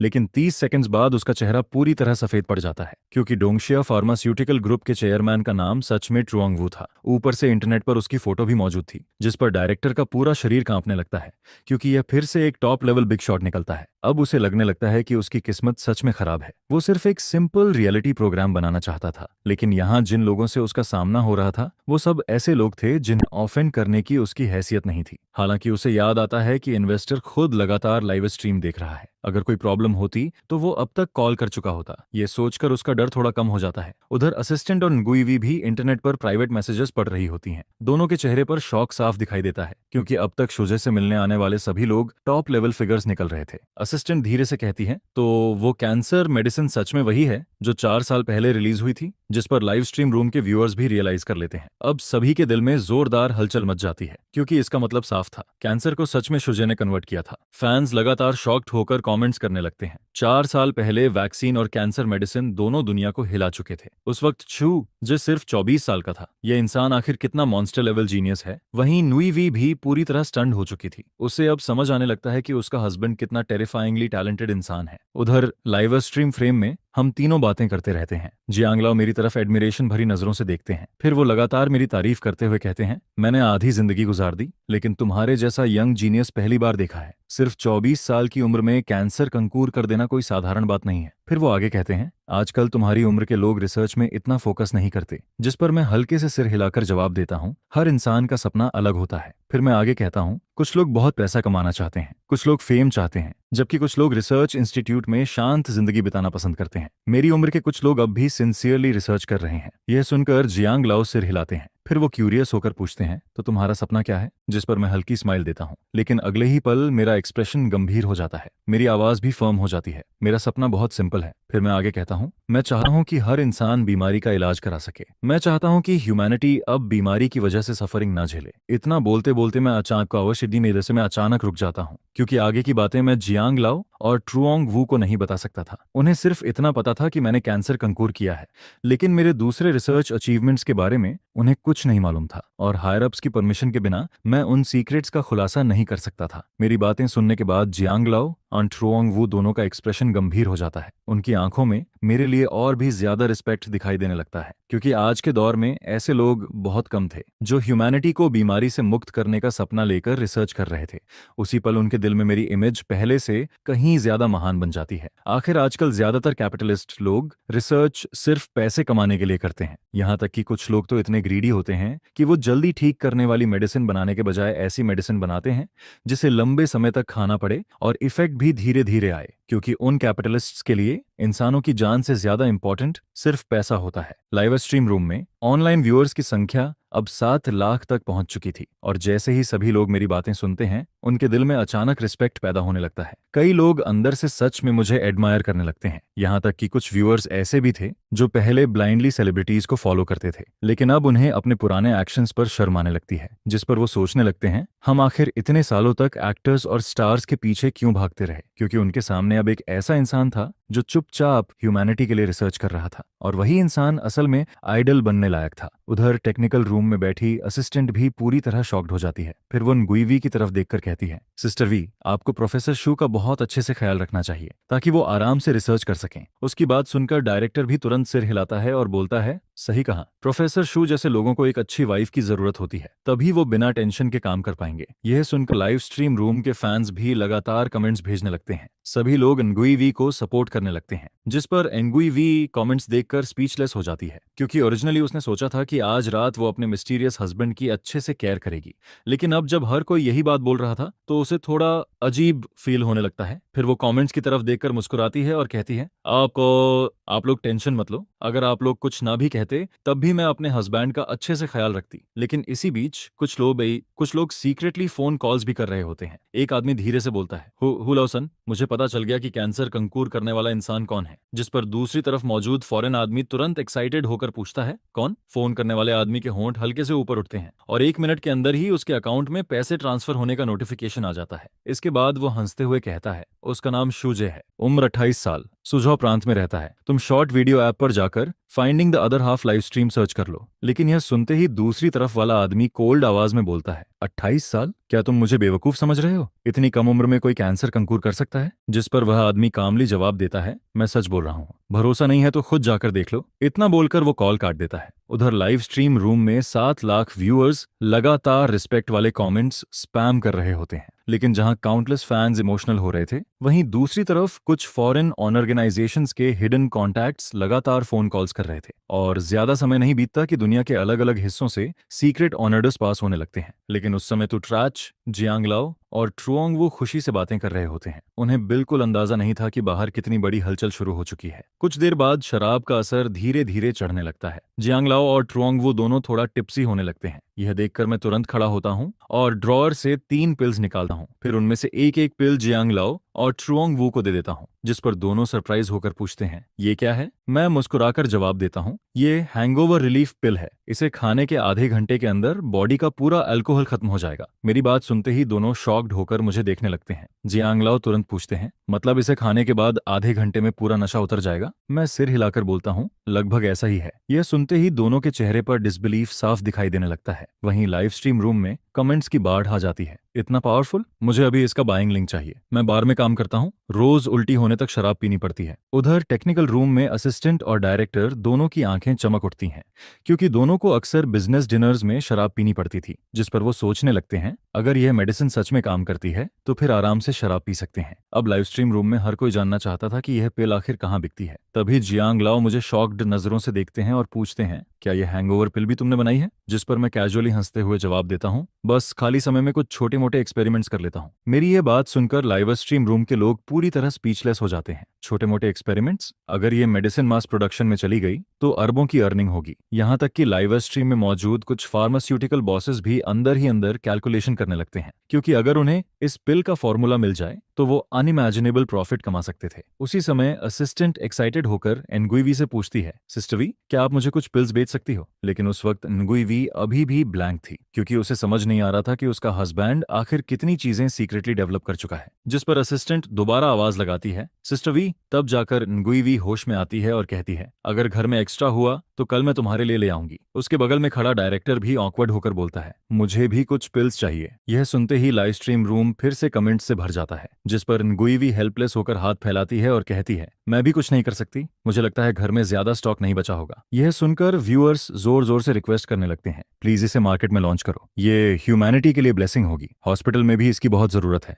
कई लोग शराब पीकर मरने की हालत में पहुंच जाते हैं, ये मेडिसिन उनकी जान बचा सकती है। एनगुइवी कमेंट्स देखकर कहती है, ये फैसला मेरे हस्बैंड को लेना होगा। फिर वो आगे कहती है, वैसे भी अभी शो चल रहा है, मंथ एंड के बाद ही कुछ पता चलेगा। उसकी बात सुनकर लाइव स्ट्रीम रूम में डिस्कशन शुरू हो जाती है। कुछ लोग बोलने लगते हैं, अब तो बहुत लोगों को पता चल गया है कि प्रोफेसर शू ने कैंसर कंकूर किया था। शायद 2 दिन के अंदर प्रोफेसर शू को भी पता चल जाएगा कि उसका पूरा लाइफ सीक्रेटली लाइव स्ट्रीम हो रहा था। यह सुनकर टेक्निकल रूम में डायरेक्टर हंसते हुए बोलता है, इतनी जल्दी नहीं। फिर वो एक्सप्लेन करता है, हमने लाइव स्ट्रीम को सेम सिटी यूजर्स के लिए ब्लॉक किया हुआ है, मतलब जियांगनन सिटी के लोग फिलहाल ये स्ट्रीम नहीं देख सकते। लेकिन तभी एक व्यूअर कमेंट करता है, अगर टीवी न्यूज में ये बात आ गई या प्रोफेसर शू ने एक्सीडेंटली इंटरनेट पर देख लिया तो? ये कमेंट पढ़ते ही डायरेक्टर का दिल जोर से धड़कने लगता है, क्योंकि वो रियलाइज करता है कि कैंसर कंकूर करने वाले साइंटिस्ट की आइडेंटिटी रिवील होना कोई छोटी बात नहीं थी। ऐसी न्यूज जरूर नेशनल टेलीविजन तक पहुंचेगी, और अगर टीवी पर चली गई तो फिर इसे छुपाना इम्पॉसिबल हो जाएगा, जिसका मतलब था कि यह प्रोग्राम भी ज्यादा समय तक कंटिन्यू नहीं कर पाएगा। लेकिन अगले ही पल वो सोचता है कि वैसे भी अब इस मिस्टीरियस बिग शॉट की आइडेंटिटी सामने आ चुकी है, शायद अब ज्यादा छुपाने का कोई मतलब नहीं था। यह सोचकर डायरेक्टर मुस्कुराता है और कहता है, अगर प्रोफेसर शू को लाइव स्ट्रीम के बारे में पता चल गया तो इसका मतलब होगा कि हमारे फर्स्ट सीजन का परफेक्ट एंडिंग हो चुका है। उधर लाइव स्ट्रीम फ्रेम में जियांग लाओ और ट्रुओंग वू अभी भी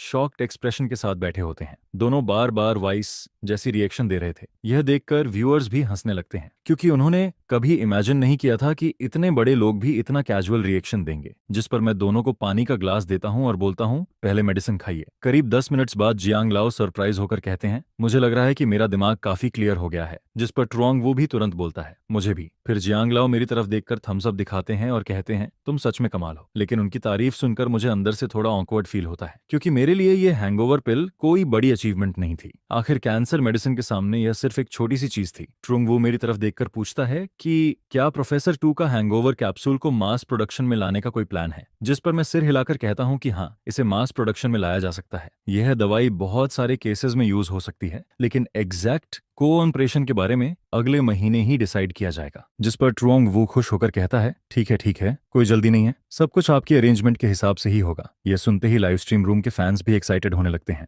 हैंगओवर कैप्सूल के मास प्रोडक्शन की खबर सुनकर हर कोई खुश दिखाई देता है, जिस पर लाइव स्ट्रीम के कमेंट्स भी लगातार ऊपर जाने लगते हैं।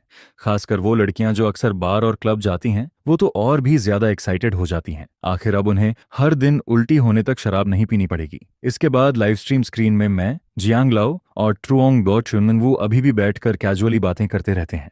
तभी दोपहर के 1 बजे अचानक मेरा फोन रिंग करने लगता है, जिस पर मैं स्क्रीन की तरफ देखकर कॉल रिसीव करता हूं। चेयरमैन थाम, आज आपको मेरी याद कैसे आ गई? जिसके जवाब में दूसरी तरफ चेयरमैन थाम हंसते हुए कहता है, प्रोफेसर 2, मैं अभी फ्लाइट से उतरा हूं, रास्ते में थोड़ा काम था, इसलिए सोचा कि कल आकर आपसे मुलाकात कर लूं। जिस पर मैं बेबस होकर जवाब देता हूं, अगर रास्ते में हो तो आ जाना। फिर मैं कैजुअली कहता हूं, वैसे जांग लाओ और चेयरमैन ट्रुंग भी यहीं बैठे हैं। यह सुनकर दूसरी तरफ थोड़ा कंफ्यूजन हो जाता है। जांग लाओ, चेयरमैन ट्रुंग? जिस पर मैं हंसते हुए कहता हूं, जांग लाओ दाओ यूनिवर्सिटी के प्रिंसिपल हैं, और चेयरमैन ट्रुंग डोंगहा फार्मास्यूटिकल के चेयरमैन को तो आप जानते ही होंगे। यह सुनते ही दूसरी तरफ थमथियो हैरानी से बोलता है, ट्रुंग वो भी वहां मौजूद है? तो फिर मैं कल सुबह ही मिलने आता हूं। कॉल कट होने के बाद ट्रुंग वो क्यूरियस होकर पूछता है, किसका फोन था? जिस पर मैं हेल्पलेस स्माइल के साथ कहता हूं, म्यूजिक तुम्हारा कॉलिक था, थामटिए, शायद तुम जानते हो। यह सुनकर ट्रुओंग वू जोर से हंसने लगता है, अरे वो हमारी तो पुरानी जान पहचान है। लेकिन फिर वो मेरे हेल्पलेस एक्सप्रेशन को देखकर पूछता है, कोई बड़ी प्रॉब्लम तो नहीं है? जिस पर मैं आह भरते हुए कहता हूं, बस शादी के बाद से मैं अपनी वाइफ से झूठ बोलता आया हूँ कि मुझे खाना बनाना नहीं आता, लेकिन इन दिनों लगातार कुकिंग करनी पड़ रही है। ये सुनकर ट्रुआंगवू तुरंत बोलता है, तो फिर कल हम होटल चलते हैं, ऐसे में तुम्हें इतनी मेहनत भी नहीं करनी पड़ेगी। लेकिन मैं हाथ हिलाकर मना कर देता हूँ, छोड़ो भी, गेस्ट घर आए तो प्रॉपरली ट्रीट करना चाहिए। वैसे भी होटल का खाना मेरे हाथ के खाने जितना अच्छा नहीं होता, घर में बैठकर बातें करना ज्यादा अच्छा लगता है। जिस पर जियांग लाओ जोर से हंसते हुए कहता है, तो इसका मतलब कल इस बूढ़े को फिर से अच्छा खाना खाने का मौका मिलने वाला है। इसके बाद हम लोग शाम के 5 बजे तक बातें करते रहते हैं। फिर जियांग लाओ और ट्रोंगवू ये जानकर कि एनगुइवी का ऑफिस खत्म होने वाला है, जल्दी से निकल जाते हैं। जिसके बाद मैं सोफा पर बैठकर जियांग लाओ के दिए हुए दा होंगपाओ टी को आराम से एंजॉय करने लगता हूँ। तभी अचानक फोन फिर से रिंग करने लगता है।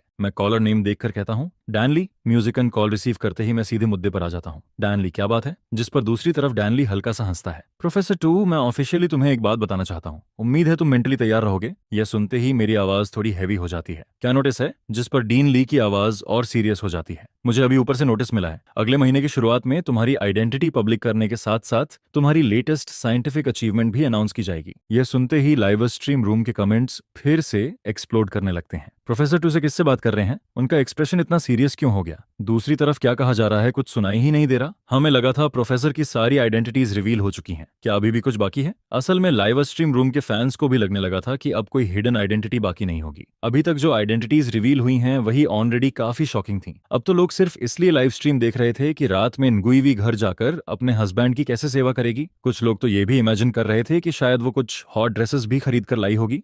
उधर टेक्निकल रूम में बैठी एनगुइवी भी सोच चुकी होती है कि आज रात वो अपने हस्बैंड को कैसे पैम्पर करेगी, जिस पर उसके अंदर अपने हस्बैंड के लिए एक जबरदस्त एडमिरेशन पैदा हो चुका होता है। लेकिन अभी 5:30 भी नहीं बजे थे, जिस पर उसे हर सेकंड बेहद स्लो लग रहा होता है। हर एक सेकंड उसके लिए टॉर्चर जैसा फील हो रहा था। लाइव स्ट्रीम रूम के फैंस भी उसकी बेचैनी नोटिस कर लेते हैं और उसे टीज करना शुरू कर देते हैं। नगुइवी अभी प्रोफेसर टू को लेकर पूरी तरह ऑब्सेस्ड हो चुकी होगी, लगता है घर जाने के लिए बहुत एक्साइटेड है। जिस पर नगुइवी कमेंट्स देखकर हंसी रोक नहीं पाती, लेकिन फिर भी नॉर्मल बिहेव करने की कोशिश करती है। आप लोग ज्यादा सोच रहे हैं, मैं तो बस घर जाकर कुछ एक्स्ट्रा डिशेस बनाने के बारे में सोच रही हूँ। लेकिन लाइव स्ट्रीम रूम का कोई भी फैन उसकी बात पर विश्वास नहीं करता। वीवी जल्दी घर जाना चाहती है। 80% चांस है कि वजह प्रोफेसर टू ही है। इसी दौरान लाइव स्ट्रीम स्क्रीन में मैं सोफा पर बैठा टी पीते हुए फोन देखने लगता हूँ, लेकिन तभी मुझे कुछ अजीब फील होने लगता है। ऐसा लग रहा था जैसे घर में कुछ मिसिंग है, जिस पर मैं हल्का सा भौहें सिकोड़ता हूँ। ये फीलिंग और भी स्ट्रांग होने लगती है। आखिर घर में क्या मिसिंग है? मैं सोचते हुए टी की एक सिप लेता हूँ,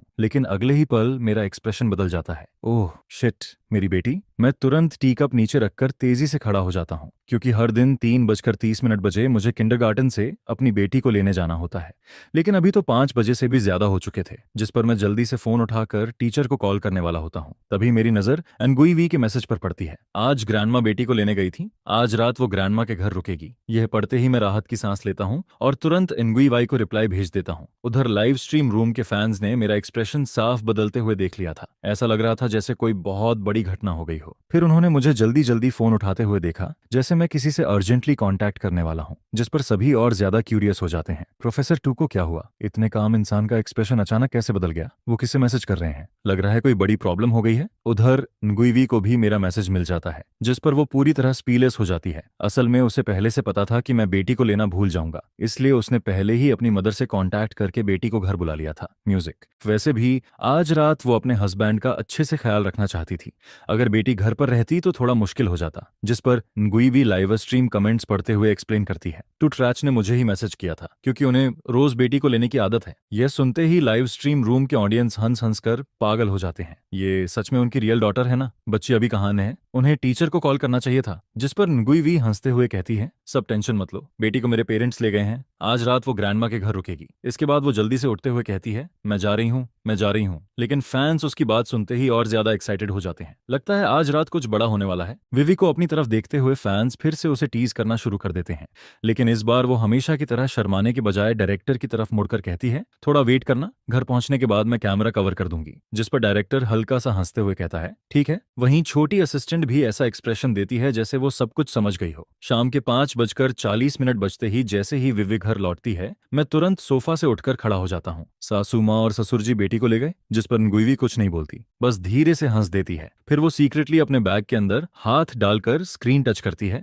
और अगले ही पल लाइव स्ट्रीम की इमेज गायब हो जाती है। यह देखकर लाइव स्ट्रीम रूम के फैंस जोर जोर से कंप्लेन करने लगते हैं, अरे गायब हो गया, क्या हमें गरीब समझ लिया? पेड स्ट्रीम क्यों नहीं खोल देते? जिस पर बैकस्टेज वाली छोटी असिस्टेंट हंसते हुए कहती है, ठीक है, म्यूजिक ठीक है, अब सब लोग डिस्पर्स हो जाओ, पूरा दिन लाइव स्ट्रीम हुआ है, सब लोग थक गए होंगे, आज के लिए बस इतना ही, कल फिर मिलते हैं। इसके बाद आखिरकार लाइव स्ट्रीम बंद हो जाती है। जैसे ही लाइव स्ट्रीम बंद होती है, अनगुई तुरंत आकर मुझे कसकर हक कर लेती है, जिस पर मुझे अचानक समझ आने लगता है कि आखिर सासू माँ बेटी को अपने घर क्यों ले गई थी। नहीं वीवी, लेकिन नगुई मुझे प्यार से भरी नजरों से देखती रहती है, जिस पर मैं पूरी तरह कंफ्यूज्ड हो जाता हूँ। आगे का कंटेंट शायद रीडर्स को पसंद ना आए, इसलिए ऑथर ने पहले ही सब देख लिया है। जिसके बाद रात के 7 बजे मैं मुश्किल से बेड से उठकर नीचे आता हूँ। वहीं दूसरी तरफ एनगुई का मूड बेहद अच्छा दिखाई देता है। हबी, आप थोड़ा रेस्ट करो, मैं खाना बनाकर लाती हूँ। जबकि मैं सोफा पर बैठा पूरी तरह ब्लैंक एक्सप्रेशन के साथ उसे देखता रहता हूँ। वाइफ, आज तुम्हें क्या हो गया है? तुम तो पूरी हंग्री वुल्फ जैसी बिहेव कर रही हो। अगली सुबह ब्रेकफास्ट खत्म होने के बाद एनगुई मुझे किस करती है और मुस्कुराकर कहती है,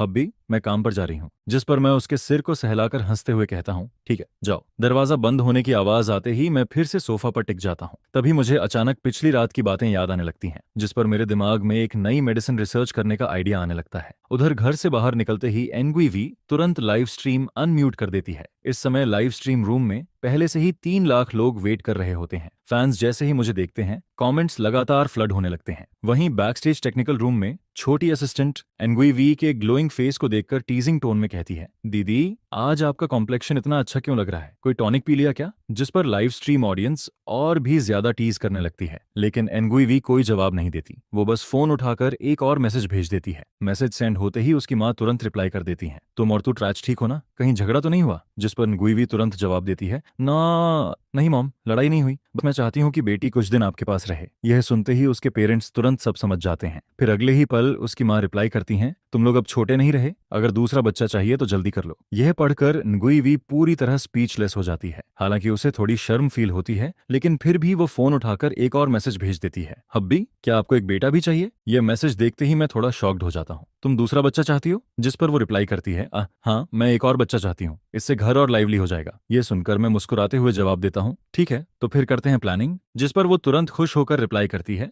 यस हबी, तो मैं मॉम को बोल देती हूँ कि बेटी कुछ दिन वहीं रहेगी। यह पढ़ते ही मेरे पूरे शरीर में अजीब सी कमजोरी फील होने लगती है। सेकंड चाइल्ड का प्लान फाइनलाइज होने के बाद मैं तुरंत फोन उठाकर जियांग लाओ को कॉल करता हूँ। जियांग लाओ, आप और चेयरमैन ट्रुओंग ब्रेकफास्ट के लिए यहाँ आ जाइए। जिस पर दूसरी तरफ जियांग लाओ हंसते हुए कहता है, ब्रेकफास्ट तो हम कर चुके हैं, मैं और ट्रुओंग नोग अभी तुम्हारे घर आ रहे हैं। म्यूजिक ठीक है, मैं जवाब देकर फोन कट कर देता हूँ। इसके बाद मैं किचन में जाकर बिजी हो जाता हूँ। ज्यादा देर नहीं होती कि जियांग लाओ और ट्रुओंग नोग घर पहुंच जाते हैं। मैं टी तैयार करके जियांग लाओ की तरफ मुस्कुराते हुए पूछता हूँ, जियांग यूए नहीं आई? जिस पर जियांग लाओ हल्का सा हंसता है। उसे लगता है कि हम बूढ़ों के साथ खाना खाने में मजा नहीं आता, इसीलिए वो अपनी फ्रेंड्स के साथ घूमने चली गई। यह सुनकर मैं कुछ पल के लिए स्प्लिशलेस हो जाता हूँ, लेकिन मैं भी तो यंग हूं ना। तभी बगल में बैठे ट्रोंग नगोक हंसते हुए बोल पड़ते हैं, यहाँ आने से पहले मैंने थामटी को भी कॉल किया था, शायद वो भी थोड़ी देर में आ जाएगा। इसके बाद ट्रोंग नगोक क्यूरियस होकर पूछता है, प्रोफेसर, आपकी और थामटी की जान पहचान कैसे हुई? जिस पर मैं हल्का सा मुस्कुराकर जवाब देता हूँ, हम एक पार्टी में मिले थे, इस बार वो थोड़ा काम निपटाने आया है और साथ में मुझसे मिलने भी। असल में थामटी भी ट्रुओंग नोग की तरह देश की टॉप फार्मास्यूटिकल कंपनीज में से एक का चेयरमैन था। मेरी उससे जान पहचान भी एक दूसरी मेडिसिन रिसर्च की वजह से हुई थी। वो मेडिसिन अभी थामटी की कंपनी में प्रोड्यूस हो रही थी, लेकिन फिलहाल सब कुछ कॉन्फिडेंशियल स्टेज में था, इसलिए मैं ज्यादा कुछ बता नहीं सकता था। वैसे भी अगले महीने की 1 तारीख को सब कुछ पब्लिक होने वाला था। जिस पर ट्रुओंग वो भी थोड़ा कंफ्यूज्ड होकर सिर हिलाता है, क्योंकि कल ही उसकी थामटी से बात हुई थी। तब भी थामटी ने कहा था कि वो ऑफिस के काम से आएगा और साथ में तो ट्रैच से मिलने भी, लेकिन ट्रुओंग वो को हमेशा लगता था कि थामटी कुछ छुपा रहा है। हालांकि उसे समझ नहीं आता था कि आखिर अजीब क्या है। करीब 10 मिनट बाद डोरबेल बजती है। लगता है थमत्यू आ गया, जिस पर ट्रुओंग वो मुस्कुराते हुए खड़ा हो जाता है। मैं डोर खोलता हूँ और सामने एक मिडिल एज्ड आदमी दिखाई देता है। प्रोफेसर टू, बहुत समय बाद मुलाकात हुई। थमत्यू एक्साइटेड एक्सप्रेशन के साथ अपना राइट हैंड आगे बढ़ाता है, जबकि उसके लेफ्ट हैंड में जिनसिंग के 2 गिफ्ट बॉक्सेस होते हैं। जिस पर मैं उससे हैंडशेक करते हुए मुस्कुराता हूँ। काफी समय हो गया, अंदर आइए, मैं अभी द होंग पाओ टी बनाकर लाया हूँ। यह सुनते ही थामते कुछ पल के लिए ब्लैंक हो जाता है, क्योंकि द होंग पाओ टी उसे जिंदगी में सिर्फ एक बार पीने को मिली थी, वो भी किसी और की वजह से। इसके बाद थामतिए ट्रुओंग वू को ग्रीट करने के बाद बगल में बैठे जियांग लाओ की तरफ देखने लगता है, जिस पर मैं मुस्कुराकर इंट्रोड्यूस करवाता हूँ। मैं आपको इंट्रोड्यूस कराता हूँ, ये डाओ यूनिवर्सिटी के प्रिंसिपल जियांग थानेकोंग हैं, सब इन्हें जियांग लाओ कहते हैं। ये सुनते ही थामटिए जल्दी से आगे बढ़कर हैंडशेक करता है। हेलो जियांग लाओ, मेरा नाम थामटिए है, मैं ताई हो फार्मास्यूटिकल का चेयरमैन हूँ। जिस पर जियांग लाओ मुस्कुराकर कहते हैं, कल ही ट्रुओंग वू से तुम्हारे बारे में सुना था, बैठो बातें करते हैं। लाइव स्ट्रीम रूम के फैंस यह सब देखकर सरप्राइज्ड तो होते हैं, लेकिन ज्यादा शॉक्ड नहीं होते।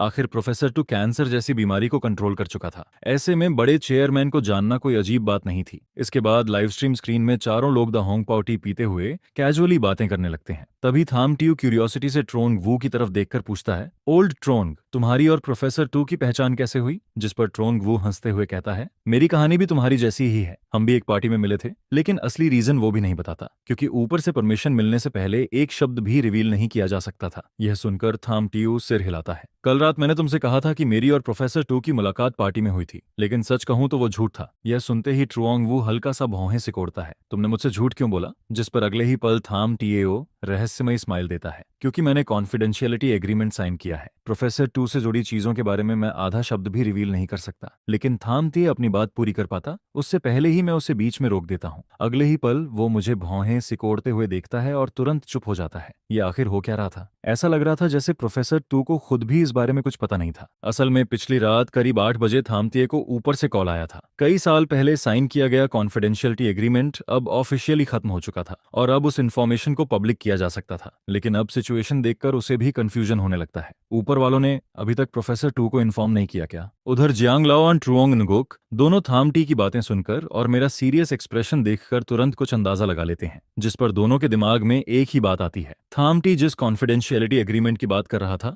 वो प्रोफेसर टू से जुड़ा हुआ था। असल में ताइहो फार्मास्यूटिकल पिछले कई सालों से दुनिया को हिला देने वाली 2 मेडिसिन का मास प्रोडक्शन कर रही थी। एक थी हिट वायरस वैक्सीन और दूसरी थी उस भयानक बीमारी की स्पेशल ट्रीटमेंट मेडिसिन। लेकिन इन दोनों मेडिसिन के असली रिसर्चर की आइडेंटिटी आज तक पब्लिक नहीं हुई थी, जिस पर जियांग लाओ और ट्रुओंग नुगुक के दिल जोर जोर से धड़कने लगते हैं। कहीं अगले ही पल दोनों एक दूसरे की तरफ देखते हैं और फिर उन्हें रियलाइजेशन होता है। तो इस मतलब प्रोफेसर टू वाकई बहुत ज्यादा टेरिफाइंग लेवल का जीनियस था म्यूजिक। लेकिन दोनों तुरंत खुद को संभाल लेते हैं, क्योंकि वो अच्छी तरह जानते थे कि कुछ बातें जितनी कम पता हो उतना ही अच्छा होता है। अगर ऐसी चीजें जान ली जो नहीं जाननी चाहिए थी तो वो खुद उनके लिए प्रॉब्लम बन सकती थी। उधर थामती अभी भी थोड़ा स्टंडन होकर मेरी तरफ देखता है। प्रोफेसर टू, आपको अभी तक नोटिफिकेशन नहीं मिला? जिस पर मैं हल्का सा कंफ्यूज्ड होकर पूछता हूँ, नोटिफिकेशन? कल मुझे एक नोटिस मिला था, लेकिन उसका इस बात से कोई रिलेशन नहीं था। यह सुनते ही थाम टीयू कंफर्म कर लेता है कि मुझे अभी तक इस बात की जानकारी नहीं है। जिस पर वो सीधे बोल देता है, कल रात 8 बजे मुझे ऊपर से कॉल आया था। उन्होंने कहा कि आपने जिस बीमारी को कंट्रोल किया था उसके बारे में अब पब्लिक अनाउंसमेंट की जा सकती है। पुराना कॉन्फिडेंशियलिटी एग्रीमेंट ऑफिशियली खत्म हो चुका है। थमतियो की यह बात सुनते ही जांग लाओ और ट्रुंग हुएन के कानों में जैसे थंडर ब्लास्ट हो जाता है। क्या उस बीमारी की स्पेशल ट्रीटमेंट मेडिसिन भी तू ट्रस्ट ने बनाई थी? उधर लाइव स्ट्रीम रूम में कमेंट्स पूरी स्क्रीन पर फ्लड होने लगते हैं। फैंस पूरी तरह शॉक्ड हो जाते हैं। कई लोगों के रोंगटे तक खड़े हो जाते हैं। आखिर कैंसर और वो वायरस दोनों ही दुनिया की सबसे बड़ी प्रॉब्लम्स मानी जाती थी। कैंसर में फिर भी थोड़ा होप रहता था। शुरुआती स्टेज में क्योर पॉसिबल था और कभी कभी लास्ट स्टेज में भी मिरेकल हो जाता था। लेकिन एस वायरस पूरी तरह अलग था। वो सबसे प्रिमिटिव और सिंपलेस्ट वायरस था और इसी वजह से उसकी म्यूटेशन और रिप्लिकेशन स्पीड अनलिमिटेड लेवल तक पहुंच जाती थी। पिछले समय में 200 से ज्यादा वैक्सीन बनाई गई थी, लेकिन क्लिनिकल ट्रायल्स में हर बार फेलियर ही मिला। फिर 3 साल पहले लॉन क्वोक ने अचानक दुनिया को हिला देने वाली अनाउंसमेंट की थी, एस वायरस को पूरी तरह कंट्रोल कर लिया गया है। शुरुआत में बहुत लोगों ने इस खबर पर डाउट किया था, लेकिन उसके बाद एक एक करके काउंटलेस पेशेंट्स ठीक होने लगे, जिस पर धीरे धीरे सारे डाउट्स खत्म हो गए। ब्रो, ये लेवल का एक्सप्लोजन जरूरी था क्या? एस वायरस भी प्रोफेसर टू ने ही कंट्रोल किया। टेक्निकल रूम में मौजूद छोटी असिस्टेंट और डायरेक्टर तक शॉक से सुन्न हो चुके थे। टू ट्रच इतना ओवरपावर्ड कैसे हो सकता है? वहीं नुई वी का मुंह अब तक खुला का खुला रह गया था। डायरेक्टर साइड में बैठकर तुरंत इंटरनेट पर थम तियू की आइडेंटिटी सर्च करने लगता है। कुछ देर बाद उसकी आंखें और चौड़ी हो जाती हैं, क्योंकि सर्च रिजल्ट में साफ लिखा था कि थम तियू ताइहो फार्मास्यूटिकल का चेयरमैन है और वही कंपनी वैक्सीन और स्पेशल ट्रीटमेंट मेडिसिन प्रोड्यूस करती थी। साथ ही इंटरनेट पर मौजूद फोटो भी लाइव स्ट्रीम में दिख रहे आदमी से बिल्कुल मैच कर रही थी। जिस पर डायरेक्टर शॉक्ड होकर लाइव स्ट्रीम ऑडियंस से कहता है, मैंने अभी थाम तिये की इन्फॉर्मेशन चेक की, वो सच में ताइहो फार्मास्यूटिकल का चेयरमैन है। वैक्सीन और स्पेशल मेडिसिन भी उनकी कंपनी बनाती है। इसका मतलब सच में तो त्रेच ने ही उस बीमारी को कंट्रोल किया था। यह सुनते ही लाइव स्ट्रीम रूम पूरी तरह एक्सप्लोड हो जाता है। मैं ऑफिशियली उनका फैन बन गया। आज के बाद जो भी प्रोफेसर टू को गाली देगा मैं उसे छोड़ूंगा नहीं। ये इंसान नहीं है। इतना ओवरपावर्ड होना इल्लीगल होना चाहिए। कमेंट्स लगातार पूरे स्क्रीन को कवर करते रहते हैं। वहीं लाइव स्ट्रीम स्क्रीन में जियांग लाओ एंड ट्रुओंग वू दोनों का दिमाग पूरी तरह हिल चुका था। जियांग लाओ कांपती आवाज में मुझे देखकर कहता है, प्रोफेसर टू, आप सच में बहुत महान हैं। इस समय जियांग लाओ को ऐसा फील हो रहा था जैसे वो पूरी तरह कन्वर्ट हो चुका हो। आखिर वो खुद दाओ यूनिवर्सिटी के प्रिंसिपल थे और एकेडमिक फील्ड में उन्होंने भी काफी कंट्रीब्यूशंस दिए थे, लेकिन टू ट्राच के रिसर्च अचीवमेंट्स के सामने उनका कंट्रीब्यूशन कुछ भी नहीं था। उधर ट्रुओंग वू की आंखों में भी इंटेंस एडमिरेशन साफ दिखाई दे रही थी, जिस पर मैं दोनों को देखकर अंदर ही अंदर पसीना बहाने लगता हूँ। सब लोग काम डाउन हो जाइए, इतना रिएक्शन मत दीजिए। लेकिन जियांग लाओ लगातार सिर हिलाता रहता है, उसके हाथ तक एक्साइटमेंट से कांप रहे होते हैं, जिस पर मैं जल्दी से उसे पकड़कर सोफा पर बैठाता हूँ। जियांग लाओ, ज्यादा एक्साइटेड मत होइए, हेल्थ के लिए अच्छा नहीं है। मैंने उस बीमारी को कंट्रोल जरूर किया, लेकिन इतना भी महान नहीं हूँ। ये अचीवमेंट सिर्फ मेरी नहीं है, काउंटलेस सीनियर्स की रिसर्च फाउंडेशन की वजह से ही मैं फाइनल स्टेप तक पहुंच पाया। असल में मैं सिर्फ उन लोगों के शोल्डर्स पर खड़े होकर आखिरी कदम पूरा कर पाया। लेकिन यह सुनते ही जियांग लाओ फिर सिर हिलाने लगता है। प्रोफेसर टू, आप बहुत हम्बल हैं। अगर पुराने रिसर्चर्स की इन्फॉर्मेशन इतनी यूजफुल थी तो फिर बाकी लोग सक्सेसफुल क्यों नहीं हुए? आखिर सिर्फ आप ही ऐसा क्यों कर पाए? यह सुनकर मैं कुछ पल के लिए चुप हो जाता हूँ। काफी देर तक समझाने के बाद जाकर जियांग लाओ थोड़ा काम होता है। इसके बाद हम लोग टी पीते हुए कैजुअली बातें करते रहते हैं। तभी ट्रुओंग वू उम्मीद भरी नजरों से मेरी तरफ देखकर पूछता है, प्रोफेसर टू, क्या आप बता सकते हैं कि आपने उस स्पेशल मेडिसिन को कैसे डेवलप किया? यह सुनते ही लाइव स्ट्रीम रूम के 7 लाख व्यूअर्स पूरी कंसंट्रेशन से सुनने लगते हैं, जिस पर मैं टी की एक सिप लेकर धीरे धीरे एक्सप्लेन करना शुरू करता हूँ। जब मैंने इस प्रोजेक्ट को शुरू किया था तब मैंने काउंटलेस रिसर्च डॉक्यूमेंट्स पढ़े थे। उसके बाद मैंने 10 पेशेंट्स अरेंज करवाए ताकि उनके शरीर में मौजूद वायरस को ऑब्जर्व कर सकूं। तभी मैंने नोटिस किया कि वायरस की रेप्लिकेशन और म्यूटेशन स्पीड इमेजिनेशन से भी ज्यादा फास्ट थी। जब ह्यूमन इम्यून सिस्टम वायरस को पहचानता है तब वो एंटीबॉडीज बनाकर उसे अटैक करता है, लेकिन जब तक एंटीबॉडीज तैयार होती हैं तब तक वायरस पहले ही म्यूटेट हो चुका होता है, जिस पर एक एंडलेस साइकिल बन जाता है। इसके बाद इम्यून सिस्टम धीरे धीरे डिस्ट्रॉय होने लगता है, जबकि वायरस की रेप्लिकेशन स्पीड लगातार बढ़ती रहती है और आखिर में पूरा इम्यून सिस्टम कोलैप्स कर जाता है। तीनों लोग पूरी सीरियसनेस के साथ मेरी बातें सुनते रहते हैं, जिस पर मैं आराम से कंटिन्यू करता हूँ, जैसे कैजुअली डिस्कशन चल रहा हो। सिंपल वर्ड्स में कहूँ तो सॉल्यूशन था ह्यूमन इम्यून सिस्टम को स्ट्रॉन्गर बनाना, इतना स्ट्रॉन्ग कि वायरस की म्यूटेशन स्पीड से भी तेज इम्यून रिस्पॉन्स जनरेट हो सके। उस समय मैंने इसी डायरेक्शन में मेडिसिन रिसर्च शुरू की थी। हालांकि वैक्सीन रिसर्च का डायरेक्शन मेडिसिन से थोड़ा अलग था, क्योंकि हिट वायरस की म्यूटेशन पूरी तरह रैंडम होती है, उसके अंदर कोई फिक्स्ड पैटर्न नहीं था। उस समय भी काफी मेहनत लगी थी, जिस पर जियांग लाओ फिर से मेरी तरफ एडमिरेशन भरी नजरों से देखकर कहता है, प्रोफेसर तू, आप सच में बहुत ज्यादा इनक्रेडिबल हैं। लेकिन मैं तुरंत हाथ हिलाकर हेल्पलेस टोन में कहता हूँ, बस भी कीजिए, इस टॉपिक को यहीं खत्म करते हैं, कोई और बात करते हैं। आप लोगों का हर बात पर शॉक्ड हो जाना देखकर मुझे डर लगने लगा है। असल में मुझे जियांग लाओ का हर थोड़ी देर में शॉक्ड हो जाना थोड़ा अनकंफर्टेबल फील करा रहा था। लेकिन लाइव स्ट्रीम स्क्रीन पर कमेंट्स फिर से एक्सप्लोड होने लगते हैं। प्रोफेसर टू इतने हम्बल कैसे हो सकते हैं? दुनिया की 2 डेडली डिजीजेस को कंट्रोल करने वाला इंसान इतना लोकी है? अगर मैं होता तो अब तक आसमान पर उड़ रहा होता। मुझे प्रोफेसर टू की पर्सनैलिटी बहुत पसंद आ रही है। सच्चा जीनियस वही होता है जो अपने टैलेंट को लेकर शो ऑफ नहीं करता, जिस पर कुछ लोग मजाक में लिखने लगते हैं। लेकिन अगर कोई उनके प्रोफेशनल फील्ड में उन्हें चैलेंज करे तब शायद उनका एरोगेंट साइड भी देखने को मिले।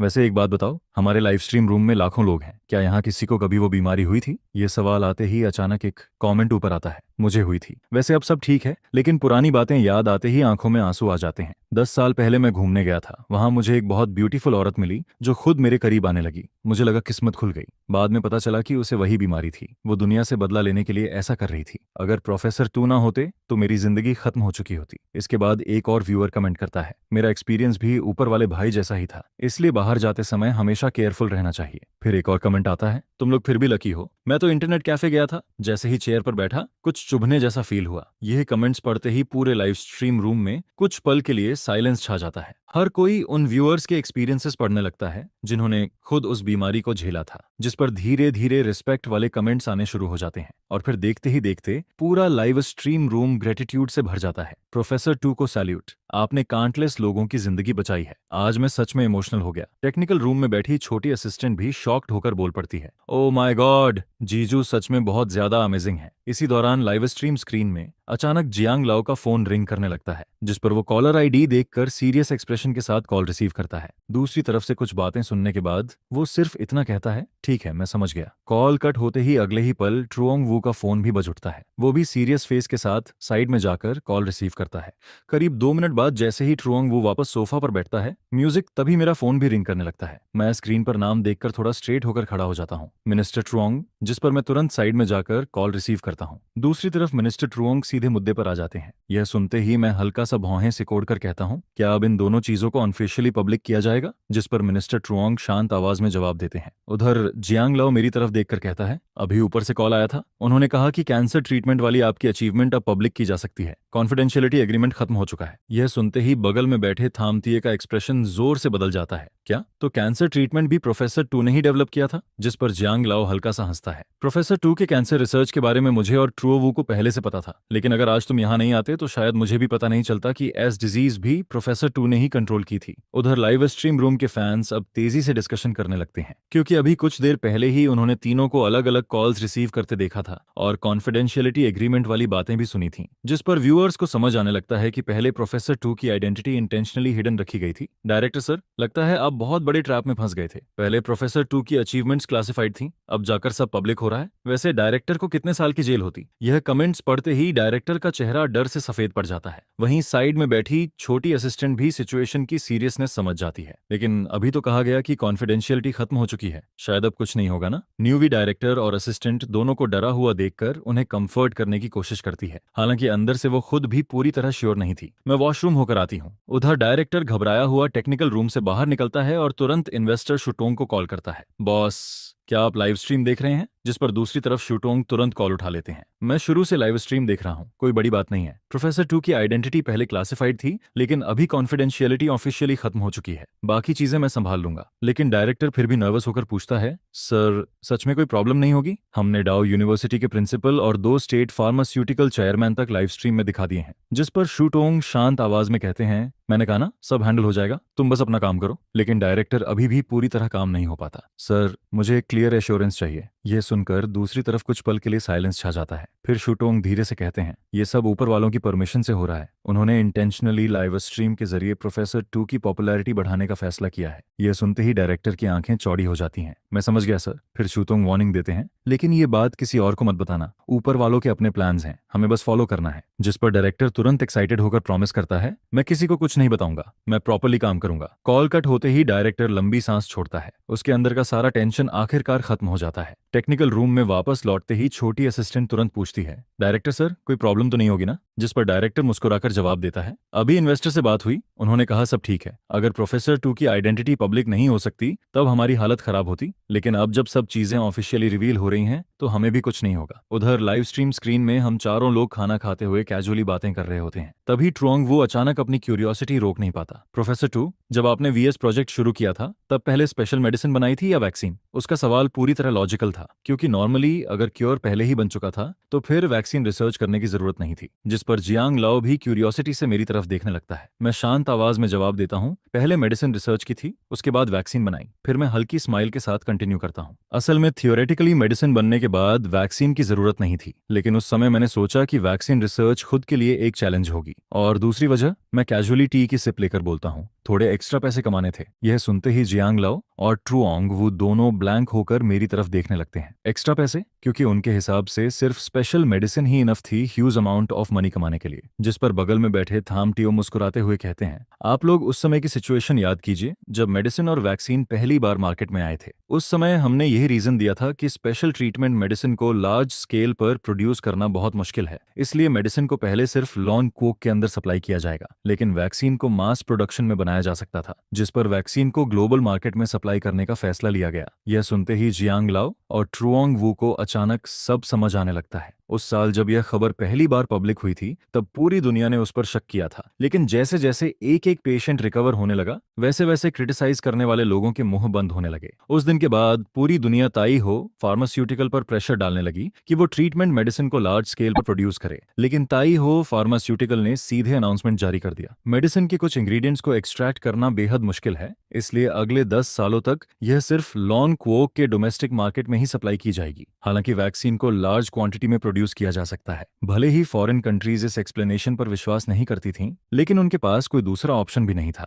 आखिरकार उन्हें पीछे हटकर वैक्सीन एक्सेप्ट करनी पड़ी। कुछ कंट्रीज ने सीक्रेटली वैक्सीन को कॉपी करने की कोशिश भी की, लेकिन हर बार रिजल्ट सिर्फ फेलियर ही रहा, जिस पर पूरी दुनिया मजबूरी में ताई हो फार्मास्यूटिकल से ह्यूज क्वांटिटी में वैक्सीन खरीदने लगती है। जियांग लाओ एंड ट्रुओंग वो पुराने दिनों को याद करके अंदर ही अंदर बेहद सैटिस्फाइड फील करने लगते हैं। उधर लाइव स्ट्रीम रूम के व्यूअर्स को भी कई साल पहले की बातें याद आने लगती हैं। उस समय सच में बहुत मजा आया था। तय हो फार्मास्यूटिकल ने वैक्सीन बेचकर जबरदस्त पैसा कमाया होगा। मुझे याद है बाद में डोमेस्टिक वैक्सीनेशन फ्री कर दी गई थी। फॉरेन कंट्रीज तो जलकर पागल हो गई थी। हाँ, बिल्कुल सही किया था। देश ने उस समय सच में बहुत शानदार काम किया था। 1 बिलियन वैक्सीन डोसेस पूरी तरह फ्री थी। मेरा देश सच में पावरफुल है। टेक्निकल रूम में डायरेक्टर और छोटी असिस्टेंट भी इमोशनल हो जाते हैं क्योंकि वो दोनों भी उस समय की सिचुएशन खुद देख चुके थे। देश के अंदर लोग फ्री वैक्सीन लगवा रहे थे, जबकि फॉरेन कंट्रीज में एक डोज के लिए 1,000 युआन तक देने पड़ रहे थे। उधर एनगुई भी धीरे से हंस देती है। इस समय उसका मूड वर्ड्स में डिस्क्राइब करना मुश्किल था। कुल मिलाकर उसे अंदर से बहुत सेटिस्फाइंग फील हो रहा था। लाइव स्ट्रीम स्क्रीन में जांग लाओ और ट्रुंग वू दोनों एक साथ थम टियो की तरफ थम्स अप करते हैं। यह काम बहुत शानदार किया गया था, लेकिन थाम टियो सिर हिलाकर मुस्कुराता है। असल डिसीजन तो प्रोफेसर टू ने लिया था। सच कहूं तो मुझे भी उन फॉरेन फार्मास्यूटिकल कंपनीज से इरिटेशन होती थी। ऊपर से वो अपनी मेडिसिन हमें और भी ज्यादा एक्सपेंसिव प्राइस पर बेचते थे। इसलिए मैंने वैक्सीन की प्राइस 1,000 युआन पर डोज रखी थी। जिस पर ट्रुओंग वो क्यूरियोसिटी से पूछता है, तो वैक्सीन की एक्चुअल कॉस्ट कितनी थी? यह सुनते ही थाम टीएओ एक ब्राइट स्माइल देता है और 3 उंगलियां खड़ी कर देता है, जिस पर ट्रुओंग वो अंदाजा लगाता है 30। थाम टीएओ हंसते हुए सिर हिलाता है। बिल्कुल सही, कॉस्ट थी सिर्फ 30 युआन और प्रॉफिट 970 युआन। यह सुनते ही जियांग लाओ शॉक्ड होकर उसकी तरफ देखने लगता है। उधर लाइव स्ट्रीम रूम के व्यूअर्स भी पूरी तरह स्टंट हो जाते हैं। ओह फक, यह प्रॉफिट मार्जिन तो इंसेन है। लॉन्ग क्वोक के बाहर भी अरबों लोग थे। चाहे उनमें से सिर्फ कुछ प्रतिशत लोगों ने वैक्सीन लगवाई हो, मार्केट फिर भी जायंटिक था। तब तो ताई हो फार्मास्यूटिकल ने लिटरली पैसा छापा होगा। शेन डोंग सच में अमेजिंग है, लेकिन शेन डोंग कितना भी स्ट्रांग हो, प्रोफेसर टू फिर भी सबसे ऊपर है। हालांकि लाइव स्ट्रीम रूम में मौजूद सारे व्यूअर्स लॉन्ग क्वोक के नहीं थे। कुछ फॉरेन व्यूअर्स के दिल में यह सब देखकर और भी ज्यादा जेलसी पैदा होने लगती है। वहीं एक और ग्रुप था जो सबसे ज्यादा अनकंफर्टेबल फील कर रहा था। वो लोग पहले लॉन्ग क्वोक के सिटीजन थे, लेकिन बाद में वेस्टर्न डेवलप्ड कंट्रीज में माइग्रेट हो गए थे। जब वो लोग पहली बार फॉरेन कंट्रीज गए थे, तब उन्हें खुद पर बहुत गर्व था। उन्हें लगता था कि वो बाकी लोगों से सुपीरियर हैं। लेकिन अब जब वो अपने पुराने देश को इतनी तेजी से आगे बढ़ते देखते हैं, तो उनके अंदर अजीब सी फ्रस्ट्रेशन पैदा होने लगती है, जैसे किसी ने एक परफेक्ट पार्टनर को खुद छोड़ दिया हो और कई साल बाद पता चले कि वो इंसान अब पहले से कहीं ज्यादा बेहतर जिंदगी जी रहा है। सबसे पेनफुल बात यह थी कि फॉरेन कंट्रीज में उनकी जिंदगी उतनी अच्छी भी नहीं निकली जितनी उन्होंने इमेजिन की थी। लेकिन अब बहुत देर हो चुकी थी। उनके पास लॉन क्वोक की सिटीजनशिप दोबारा पाने का कोई मौका नहीं था। उनकी आइडेंटिटी अब सिर्फ इमिग्रेंट्स की रह गई थी। उधर लाइव स्ट्रीम में हम लोग खाना खाते हुए लगातार बातें करते रहते हैं, और जैसे जैसे डिस्कशन आगे बढ़ता है, एटमॉस्फेयर और भी ज्यादा लाइवली होता जाता है। थामतियो ने थोड़ी शराब भी पी रखी थी, जिस पर वो और ज्यादा टॉकेटिव हो गया था। म्यूजिक थामतियो हंसते हुए कहता है, कुछ दिन पहले मैंने सेल्स डेटा देखा था। अब तक वैक्सीन की 3 बिलियन डोसेज बिक चुकी हैं। मुझे लगता है मार्केट अब लगभग सैचुरेटेड हो चुका है। इसलिए हमने कंपनी बोर्ड के साथ डिस्कस करके वैक्सीन सेल बंद करने का फैसला लिया है। अब हम ऑफिशियली ट्रीटमेंट मेडिसिन बेचने की तैयारी कर रहे हैं। यह सुनते ही ट्रुंग वू क्यूरियोसिटी से पूछता है, तो ट्रीटमेंट मेडिसिन की प्राइसिंग क्या होगी? जिस पर थामतियो सबके सामने एक उंगली उठाता है। 10,000 युआन पर बॉक्स, और बीमारी को पूरी तरह क्योर करने के लिए 3 बॉक्सेस चाहिए होंगी। जांगलाओ कुछ पल सोचने के बाद कहता है, इस समय फॉरेन कंट्रीज में उस बीमारी के पेशेंट्स की संख्या बहुत ज्यादा है, मतलब मेडिसिन खरीदने वाले लोगों की कमी नहीं होगी। जिस पर थामतियो सिर हिलाता है, एग्जैक्टली। भले ही परसेंटेज ज्यादा ना हो, लेकिन ओवरसीज पेशेंट्स की टोटल पॉपुलेशन बहुत बड़ी है, इसलिए बायर्स की कमी नहीं होगी। तभी ट्रुओंग वू फिर पूछता है, तो एक बॉक्स मेडिसिन की प्रोडक्शन कॉस्ट कितनी है? यह सुनते ही थामटियाओ हल्का सा हंसता है। कॉस्ट ज्यादा नहीं है, सिर्फ 530 युआन पर बॉक्स। ये सुनते ही जियांगलाओ और ट्रुओंग वू दोनों फ्रीज हो जाते हैं। 530 की कॉस्ट और सेलिंग प्राइस 10,000, मतलब 9,000 युआन से ज्यादा का प्रॉफिट। लेकिन थामटियो पूरी तरह काम एक्सप्रेशन के साथ हंसता रहता है। फॉरेन फार्मास्यूटिकल कंपनीज जब हमें मेडिसिन बेचती थीं, तब उनका प्रॉफिट इससे भी ज्यादा होता था। हम सिर्फ 10,000 युआन पर बॉक्स चार्ज कर रहे हैं। ये पहले से ही काफी कॉन्शियस वाला प्राइस है। फिर वो कैजुअली मेरी तरफ देखकर जोड़ता है, वैसे मेडिसिन प्राइसिंग में प्रोफेसर टू भी शामिल थे। ये सुनते ही मैं हल्की स्माइल के साथ कहता हूँ, फाइनल प्राइसिंग डिसीजन मैंने ही लिया था। प्राइस भले ही हाई हो, लेकिन फॉरेन फार्मास्यूटिकल कंपनीज भी तो अपनी मेडिसिन हमें बहुत एक्सपेंसिव रेट्स पर बेचती थी। मैं एक साइंटिस्ट हूँ। लोग कहते हैं साइंस की कोई बॉर्डर्स नहीं होती। इस बात से मैं सहमत हूँ। साइंस की बॉर्डर्स नहीं होती, लेकिन साइंटिस्ट्स का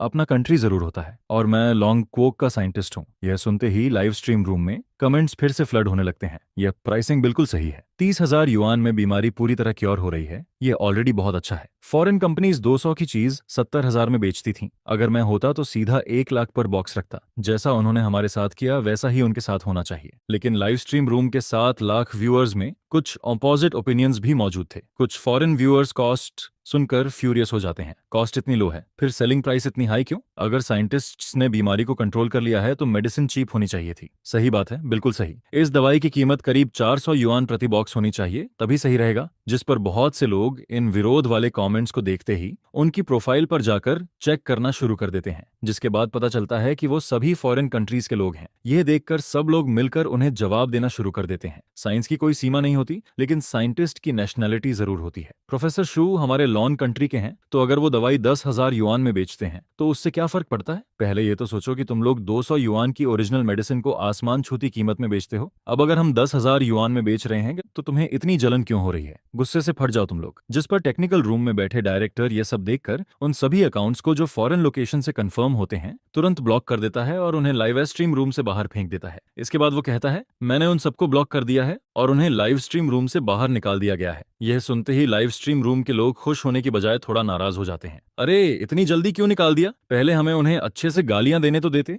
थोड़ा मजा लेने के बाद निकालते ना। उन्हें गुस्से से मरने देना चाहिए था। जिस पर दूसरा कहता है, सही कहा सही कहा, मैंने तो अभी ढंग से गाली देना शुरू भी नहीं किया था। इसके बाद एक और व्यूअर बोलता है, डायरेक्टर आपने अच्छा नहीं किया, कम से कम हमें पहले उन्हें रोस्ट तो कर लेने देते। हाँ, वो हरामी लोग जब भी कोई चीज उनके खिलाफ जाती है तभी प्राइस कम करने की बात करते हैं, लेकिन अगर उनके पास खुद कोई स्पेशल मेडिसिन होती तो वो भी उसे आसमान छूती कीमत पर बेचते। ऐसे लोगों को तो जमकर सुनाना ही चाहिए। इसी दौरान लाइव स्ट्रीम स्क्रीन पर जियांग लाओ एक पूरा भरा हुआ फाइट वाइन का ग्लास उठाता है और कहता है, आइए आज हम प्रोफेसर शू के नाम एक जाम पीते हैं। बॉटम्स अप हुआ है, जिस पर जांग यू भी पूरा भरा हुआ ग्लास उठाता है। यह देखकर शेन शियाओ थोड़ा डर जाता है और जल्दी से उन्हें रोकने की कोशिश करता है। यह फाइट वाइन बहुत स्ट्रांग होती है, थोड़ा कम पियो, थोड़ा कम पियो। यह सुनकर जियांग लाओ और जांग यू एक दूसरे को देखते हैं, जिस पर दोनों के मन में शेन शियाओ को थोड़ा डराने का आइडिया आता है और मैं भी उनका इरादा समझ जाता हूँ, इसलिए मैं भी उनके साथ कोऑपरेट करने का फैसला करता हूँ। इसके बाद मैं ग्लास नीचे रखकर कहता हूँ, क्यों ना पूरा बॉटल ही खत्म कर देते हैं। ये सुनते ही जियांग लाओ जोर से हंसने लगता है। पूरी बॉटल? जिस पर झांग यू भी हंस पड़ता है और कहता है, मैं तो 5 बॉटल्स तक पी सकता हूँ। शेन शियाओ यह सुनकर पूरी तरह शॉक्ड रह जाता है। उसे लगता है कि तीनों लोग नशे में बकवास कर रहे हैं। उसे यकीन ही नहीं होता कि प्रोफेसर शू जैसा साइंटिस्ट भी डींगन मार सकता है, वो भी व्हाइट वाइन की पूरी बॉटल पीने की बात कर रहा है। लेकिन अगले ही सेकंड मैं सच में मुड़कर शेन व्हाइट वाइन की बॉटल्स उठा लाता हूँ। यह देखकर शेन शाओ का चेहरा थोड़ा पीला पड़ जाता है, लेकिन उसके दिल में अभी भी थोड़ा डाउट रहता है, क्या सच में पूरी बॉटल पियेंगे, वो भी व्हाइट वाइन? खासकर इसलिए क्योंकि वो पहले जांग यू के साथ ड्रिंक कर चुका था और उसकी अल्कोहल कैपेसिटी अच्छे से जानता था। अगर जांग यू पूरी बॉटल व्हाइट वाइन पी ले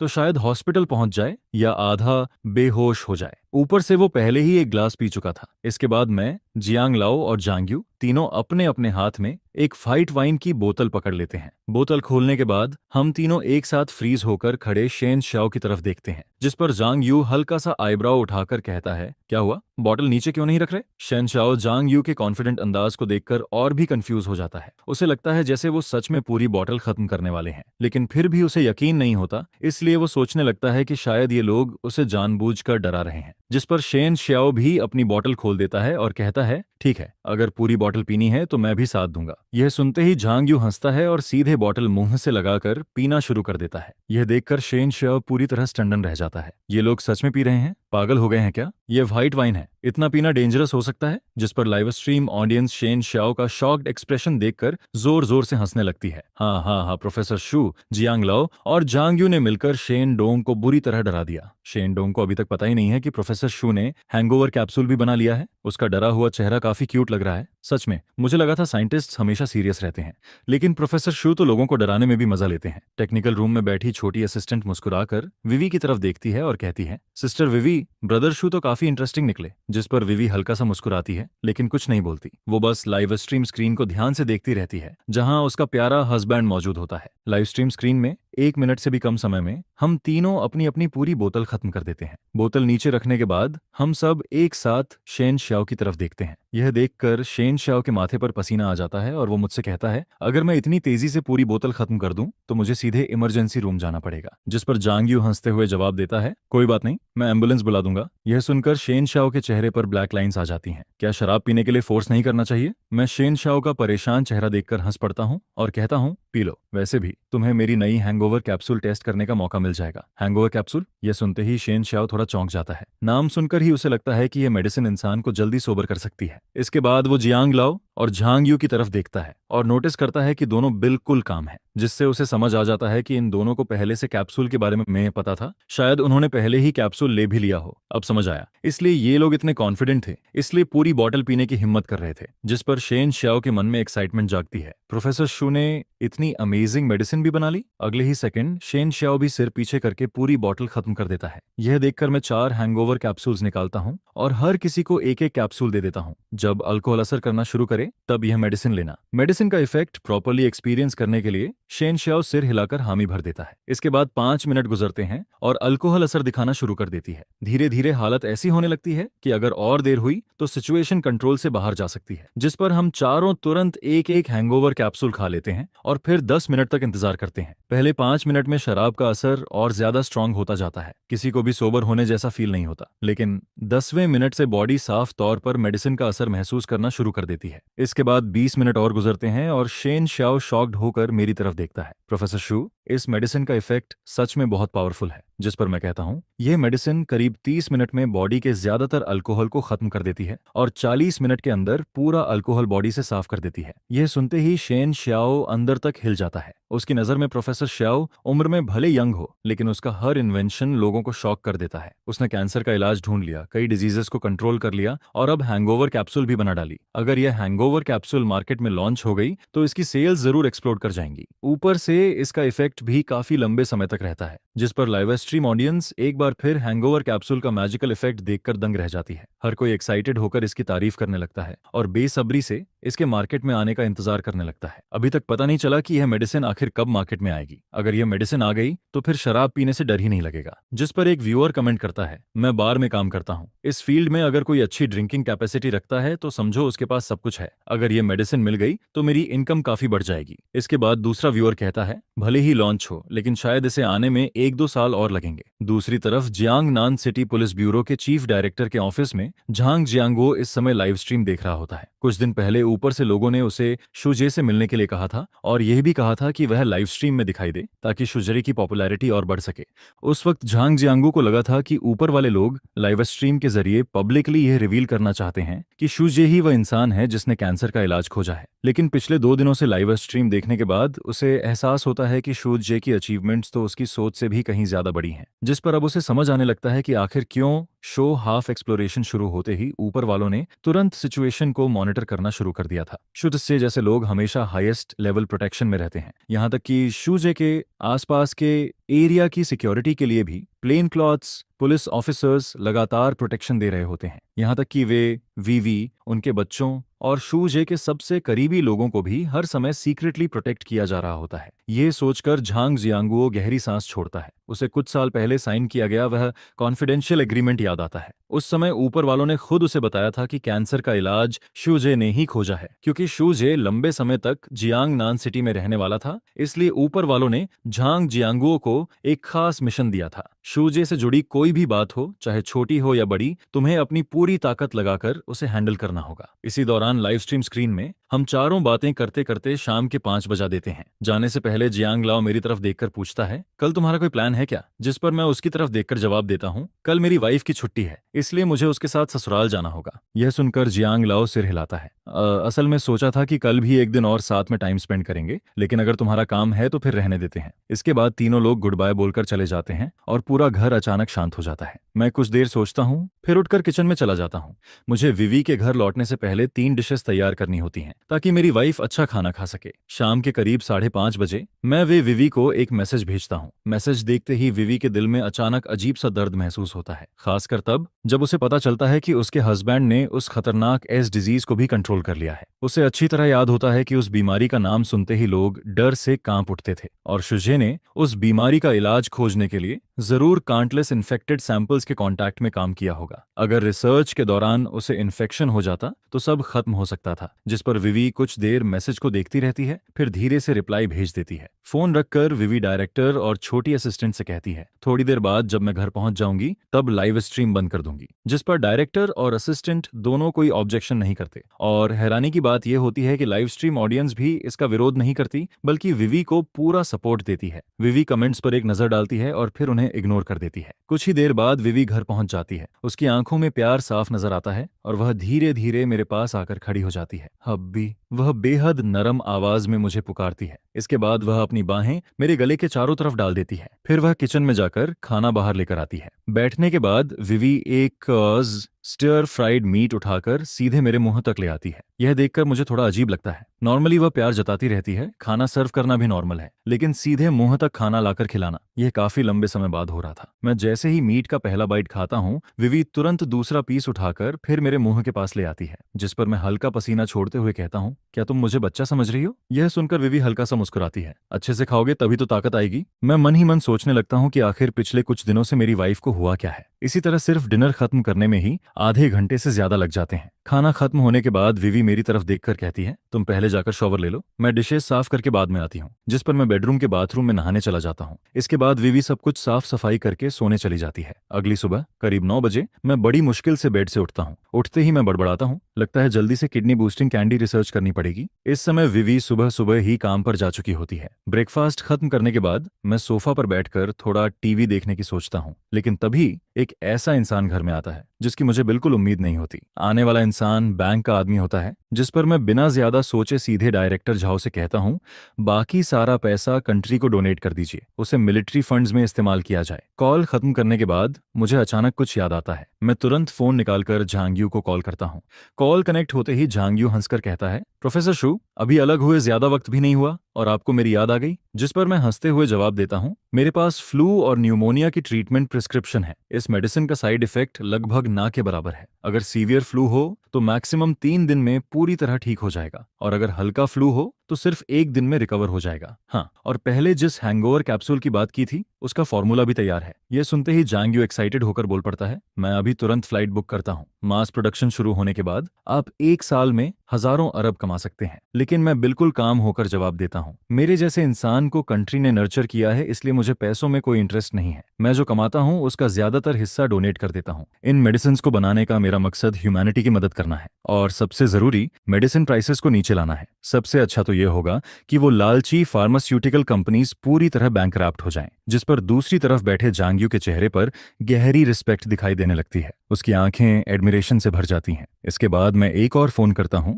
जो वेस्ट लेक फार्मास्यूटिकल के चेयरमैन शेन श्याओ को लगाया जाता है। प्रेसिडेंट शेन, समय निकालकर एक बार यहाँ आ जाइए। मैंने पाइल्स की ट्रीटमेंट वाली मेडिसिन भी रिसर्च कर ली है। एक्सटर्नल ऑनेंटमेंट और ओरल मेडिसिन दोनों साथ में इस्तेमाल होंगे, और सिर्फ 7 दिनों में पाइल्स पूरी तरह ठीक हो जाएगी। यह सुनते ही शेन श्याओ का चेहरा पूरी तरह बदल जाता है, क्योंकि मार्केट में मौजूद पाइल्स मेडिसिन ज्यादातर सिर्फ हल्के सिम्टम्स में काम करती हैं। अगर बीमारी ज्यादा सीरियस हो जाए तो सर्जरी करवाना जरूरी हो जाता है, और सर्जरी के दौरान और उसके बाद होने वाला दर्द बेहद खतरनाक होता है। कई पेशेंट्स तो उस दर्द को ऐसा बताते हैं जैसे टॉयलेट जाते वक्त टूटे हुए ग्लास के टुकड़े बाहर निकल रहे हों। लेकिन अब प्रोफेसर शू ऐसी मेडिसिन बना चुका था जो सिर्फ कुछ दिनों में बीमारी को पूरी तरह खत्म कर सकती थी। इस मेडिसिन की वैल्यू सच में अनइमेजिनेबल थी। आखिर 10 में से 9 लोग पाइल्स की प्रॉब्लम से परेशान रहते हैं। अगर यह मेडिसिन मार्केट में लॉन्च हो गई तो इसकी सेल्स जरूर एक्सप्लोड कर जाएंगी। जिस पर शेन श्याओ जल्दी से कहता है, मैं अभी फ्लाइट बुक करता हूँ। मैं सिर हिलाते हुए जवाब देता हूँ, ठीक है, फिर यही तय रहा। फिलहाल यहाँ अभी मेरे कुछ दोस्त मौजूद हैं। बैंक डायरेक्टर झाओ मेरे बगल में खड़े होकर शॉक्ड होकर मुझे देख रहे होते हैं। उन्हें साफ समझ आ जाता है कि मैं पूरी फार्मास्यूटिकल इंडस्ट्री का गेम बदलने वाला हूँ। इसी दौरान लाइव स्ट्रीम रूम में अचानक एक अजीब सिचुएशन हो जाती है। अरे, ये क्या हो रहा है? मैं प्रोफेसर शू टाइप ही नहीं कर पा रहा। जिस पर दूसरा व्यूअर भी कहता है, क्या बात है? मैं भी प्रोफेसर शू का नाम नहीं लिख पा रहा हूँ। यहाँ तक कि सिंबल्स डालकर भी ट्राई किया, फिर भी नहीं हो रहा। टेक्निकल रूम में डायरेक्टर और बाकी स्टाफ कमेंट्स देखकर खुद भी चौंक जाते हैं। जिसके बाद तीनों लोग खुद ट्राई करके देखते हैं, और सच में शुजे नाम टाइप नहीं हो पाता। जिस पर छोटी असिस्टेंट कहती है, वी चैट पर ट्राई करके देखो। इसके बाद असिस्टेंट तुरंत वे वीवी को एक मैसेज भेजती है। मैसेज में सिर्फ 2 शब्द होते हैं, शुजे। लेकिन अगले ही सेकंड वीवी अपने फोन को घूरते हुए भौहें सिकोड़ लेती है। मुझे तो कुछ रिसीव ही नहीं हुआ। यह सुनकर असिस्टेंट थोड़ा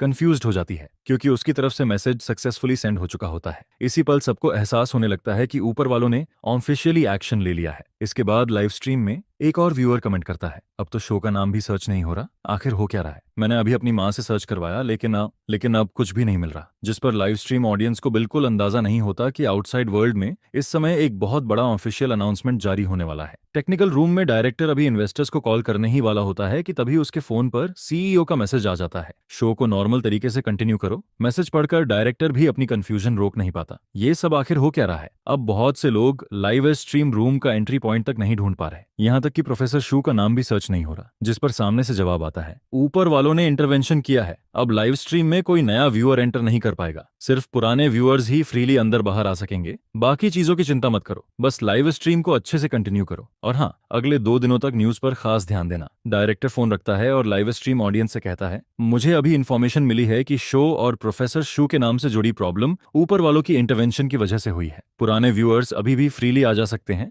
लेकिन अब लाइव स्ट्रीम रूम में नए व्यूअर्स को एंट्री नहीं मिलेगी। यह सुनते ही लाइव स्ट्रीम ऑडियंस को जैसे अचानक सब समझ आने लगता है। तो ऊपर वालों ने एक्शन लिया है, लेकिन ऐसा क्यों? प्रोफेसर शू ने इतनी डेंजरस डिजीजेस को क्योर किया है, लॉजिक से देखें तो उनकी पॉपुलैरिटी बढ़नी चाहिए थी, फिर अब उल्टा रिस्ट्रिक्शंस क्यों लग रहे हैं? डायरेक्टर कमेंट्स देखकर खुद भी कंफ्यूज्ड महसूस करता है, जिसके बाद वह सिर्फ इतना कह पाता है, इन दिनों न्यूज़ें ज्यादा देखिए, शायद वहीं आपको जवाब मिल जाए। दूसरी तरफ विवी की मां पिछले 2 दिनों से पूरी तरह शॉक में जी रही होती है। वह कई बार सीधे अपने सन इन लॉ से पूछना चाहती है, लेकिन वह समझती है कि अगर शूजे को लाइव स्ट्रीम के बारे में पता चल गया तो शायद यह पूरा शो ही बंद हो जाएगा। जिस पर अचानक उसके मन में दूसरा आइडिया आता है। वह तुरंत फोन निकालकर शूजे की मां को कॉल करती है। कॉल कनेक्ट होते ही दूसरी तरफ से आवाज आती है, अरे समधन जी, काफी दिनों बाद कॉल किया, सब ठीक है ना? जिस पर विवी की मां थोड़ा काम होकर पूछती है, मैं आपसे एक बात पूछना चाहती हूँ, क्या आपको पता है कि कैंसर की स्पेशल मेडिसिन किसने बनाई? दूसरी तरफ शूजे की मां हंस पड़ती है, अरे वह तो हमारे श्याओजे ने बनाई है। क्यों, क्या हुआ? यह सुनते ही विवी की मां पूरी तरह स्पीचलेस हो जाती है। इतना कैजुअली बता दिया? इसके बाद वह फिर पूछती है, तो फिर वह एस डिजीज वाली क्योर भी वह भी श्याओजे ने ही बनाई है। इसके बाद श्याओजे की मां अचानक पूछती है, क्या तुम भी हाफ एक्सप्लोरेशन शो देख रही हो? हाँ हाँ बिल्कुल। जिस पर जूजरे की मां हंसते हुए कहती है, कहीं ऐसा तो नहीं कि तुम्हें अभी इस शो से पता चला कि मेरा बेटा कैंसर और एस डिजीज दोनों क्योर कर चुका है? नहीं, हमें तो कई साल पहले से पता है, बस हमने कॉन्फिडेंशियलिटी एग्रीमेंट साइन किया हुआ है, इसलिए किसी को बता नहीं सकते थे। यह सुनते ही विवी की मां गहरी सांस लेती है। श्याओजे ने दुनिया की इतनी बड़ी प्रॉब्लम सॉल्व कर दी और आप लोगों को जरा भी शौक नहीं हुआ? जिस पर शूजे की मां हंसते हुए जवाब देती है, शौक क्यों को होंगे, श्याओजे बचपन से ही जीनियस था। 5 साल की उम्र में सारे चाइनीज कैरेक्टर्स पहचान लेता था, स्कूल में हमेशा टॉप रैंक लाता था, कॉलेज एंट्रेंस एग्जाम में नेशनल टॉपर बना था और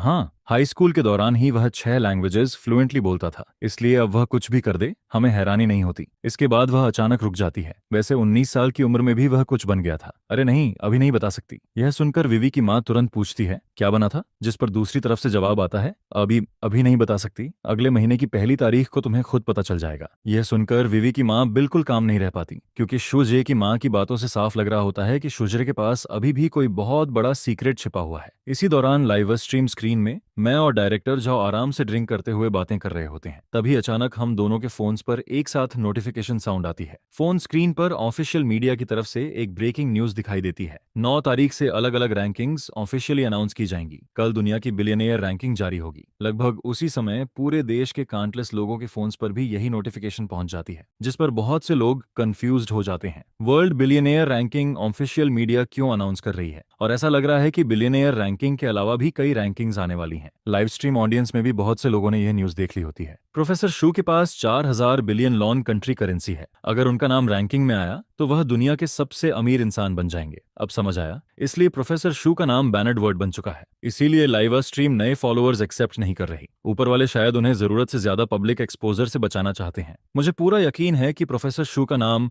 बिलियनियर रैंकिंग में जरूर आएगा। हे भगवान, अगर सच में प्रोफेसर शू दुनिया के रिचेस्ट पर्सन निकले तो पूरी दुनिया दंग रह जाएगी। टेक्निकल रूम में बैठी हुए वीवी भी ये सोचकर बेहद एक्साइटेड हो जाती है। क्या सच में शूजे का नाम बिलियनियर रैंकिंग में आएगा? और अगर सच में वह दुनिया के रिचेस्ट पर्सन की पोजीशन पर दिखाई दिया, सिर्फ ये सोचकर ही उसका दिल एक्साइटमेंट से तेजी से धड़कने लगता है। धीरे धीरे समय दोपहर के 2 बजे से आगे निकल जाता है, जिस पर डायरेक्टर जाओ उठकर जाने लगता है और मुस्कुराते हुए कहता है, प्रोफेसर शू, शायद कल आपका नाम बिलियनियर रैंकिंग में दिखाई दे। मैं सिर्फ हल्का सा मुस्कुरा देता हूँ, लेकिन कुछ नहीं कहता। डायरेक्टर झाओ के जाने के बाद मैं फोन उठाकर सीधे मिनिस्टर झांग को कॉल करता हूँ। कॉल कनेक्ट होते ही मैं बिना घुमाए सीधा पूछता हूँ, मिनिस्टर झांग, न्यूज में कहा जा रहा है कि कल दुनिया की बिलियनियर रैंकिंग अनाउंस होगी। मैं थोड़ा शॉक्ड होकर पूछता हूँ, तो क्या मेरा नाम उस रैंकिंग में दिखाई नहीं देगा? जिस पर दूसरी तरफ मिनिस्टर झांग हंसते हुए कहते हैं, इस रैंकिंग का तुमसे बहुत बड़ा कनेक्शन है। ऊपर वाले चाहते हैं कि पूरी दुनिया लॉन कंट्री की ताकत को नोटिस करे। इसके बाद मिनिस्टर झांग अचानक सीरियस हो जाते हैं। पिछले कुछ सालों में हमारे देश की साइंस और टेक्नोलॉजी बहुत तेजी से ग्रो हुई है। कई फील्ड्स में हम डेवलप्ड कंट्रीज को कैचअप कर चुके हैं और कुछ जगहों पर तो वेस्टर्न सुपर पावर्स को भी पीछे छोड़ चुके हैं।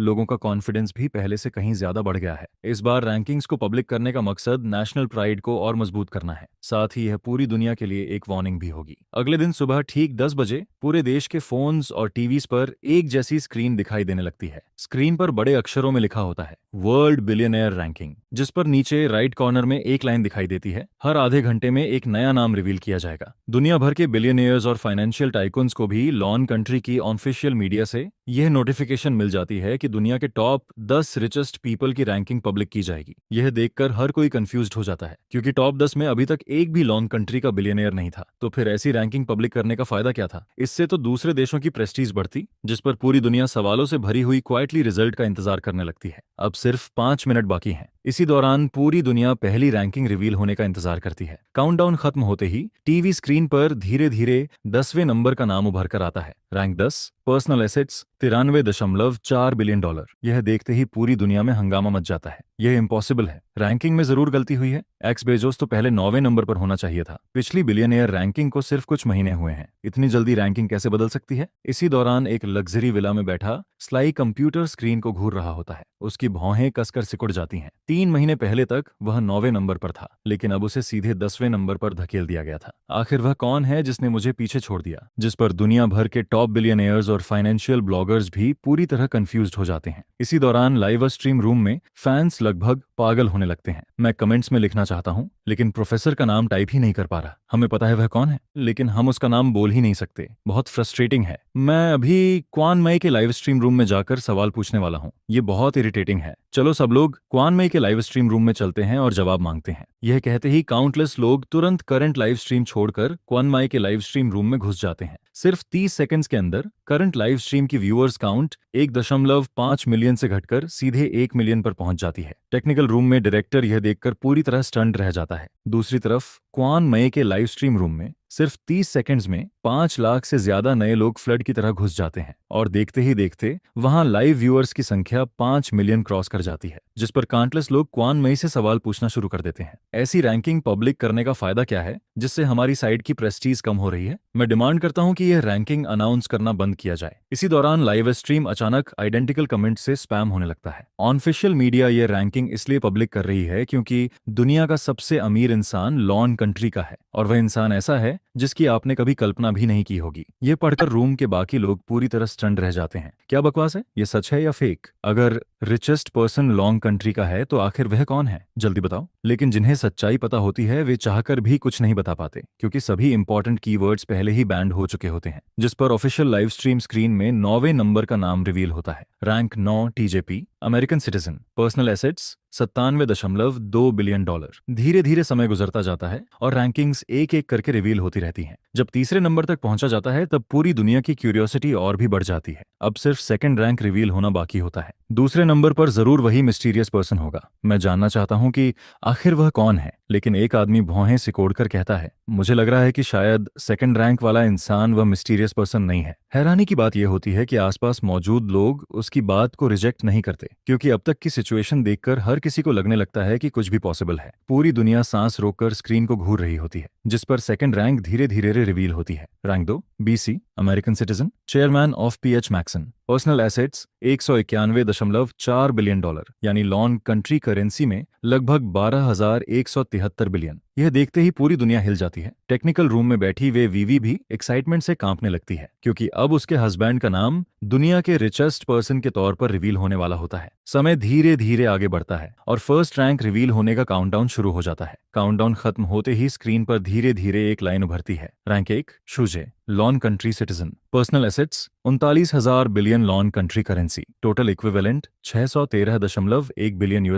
शुजे की बाकी डिटेल्ड इन्फॉर्मेशन अगली रैंकिंग्स में धीरे धीरे रिवील की जाएगी। यह देखकर मैं टीवी स्क्रीन घूरता रह जाता हूँ। क्या उन्होंने तो कहा था कि मेरी आइडेंटिटी अगले महीने की पहली तारीख को रिवील होगी, फिर अभी क्यों पब्लिक कर दी? यह सोचते ही मैं तुरंत फोन उठाकर मिनिस्टर झांग को कॉल करता हूँ। कॉल कनेक्ट होते ही मैं सीधा पूछता हूँ, मिनिस्टर झांग, आपने कहा था कि मेरी आइडेंटिटी बाद में रिवील होगी, फिर अब रैंकिंग में धीरे धीरे सब कुछ क्यों पब्लिक किया जा रहा है? जिस पर मिनिस्टर झांग जवाब देते हैं, क्योंकि तुमने कैंसर क्योर किया है, एस डिजीज को कंट्रोल किया, हार्ट और लंग डिजीजेस पर ब्रेक थ्रू किया, और अब हैंगओवर कैप्सूल भी बना ली। तुम्हारी बनाई हुई ये मेडिसिन आगे आने वाली रैंकिंग्स में एक एक करके पब्लिक होंगी। इसके बाद वह फिर कहते हैं, ऊपर वालों ने डिस्कशन के बाद यह भी डिसाइड किया है कि साउथ हेवन गेट प्रोजेक्ट और स्पेस स्टेशन की इंफॉर्मेशन भी साथ में पब्लिक की जाएगी, लेकिन फिलहाल ये रिवील नहीं किया जाएगा कि उन फ्यूचरिस्टिक वेपन्स को तुमने रिसर्च किया है। अभी सिर्फ अचीवमेंट्स पब्लिक होंगी, तुम्हारी बाकी इंफॉर्मेशन को हाईएस्ट लेवल सीक्रेसी में रखा जाएगा।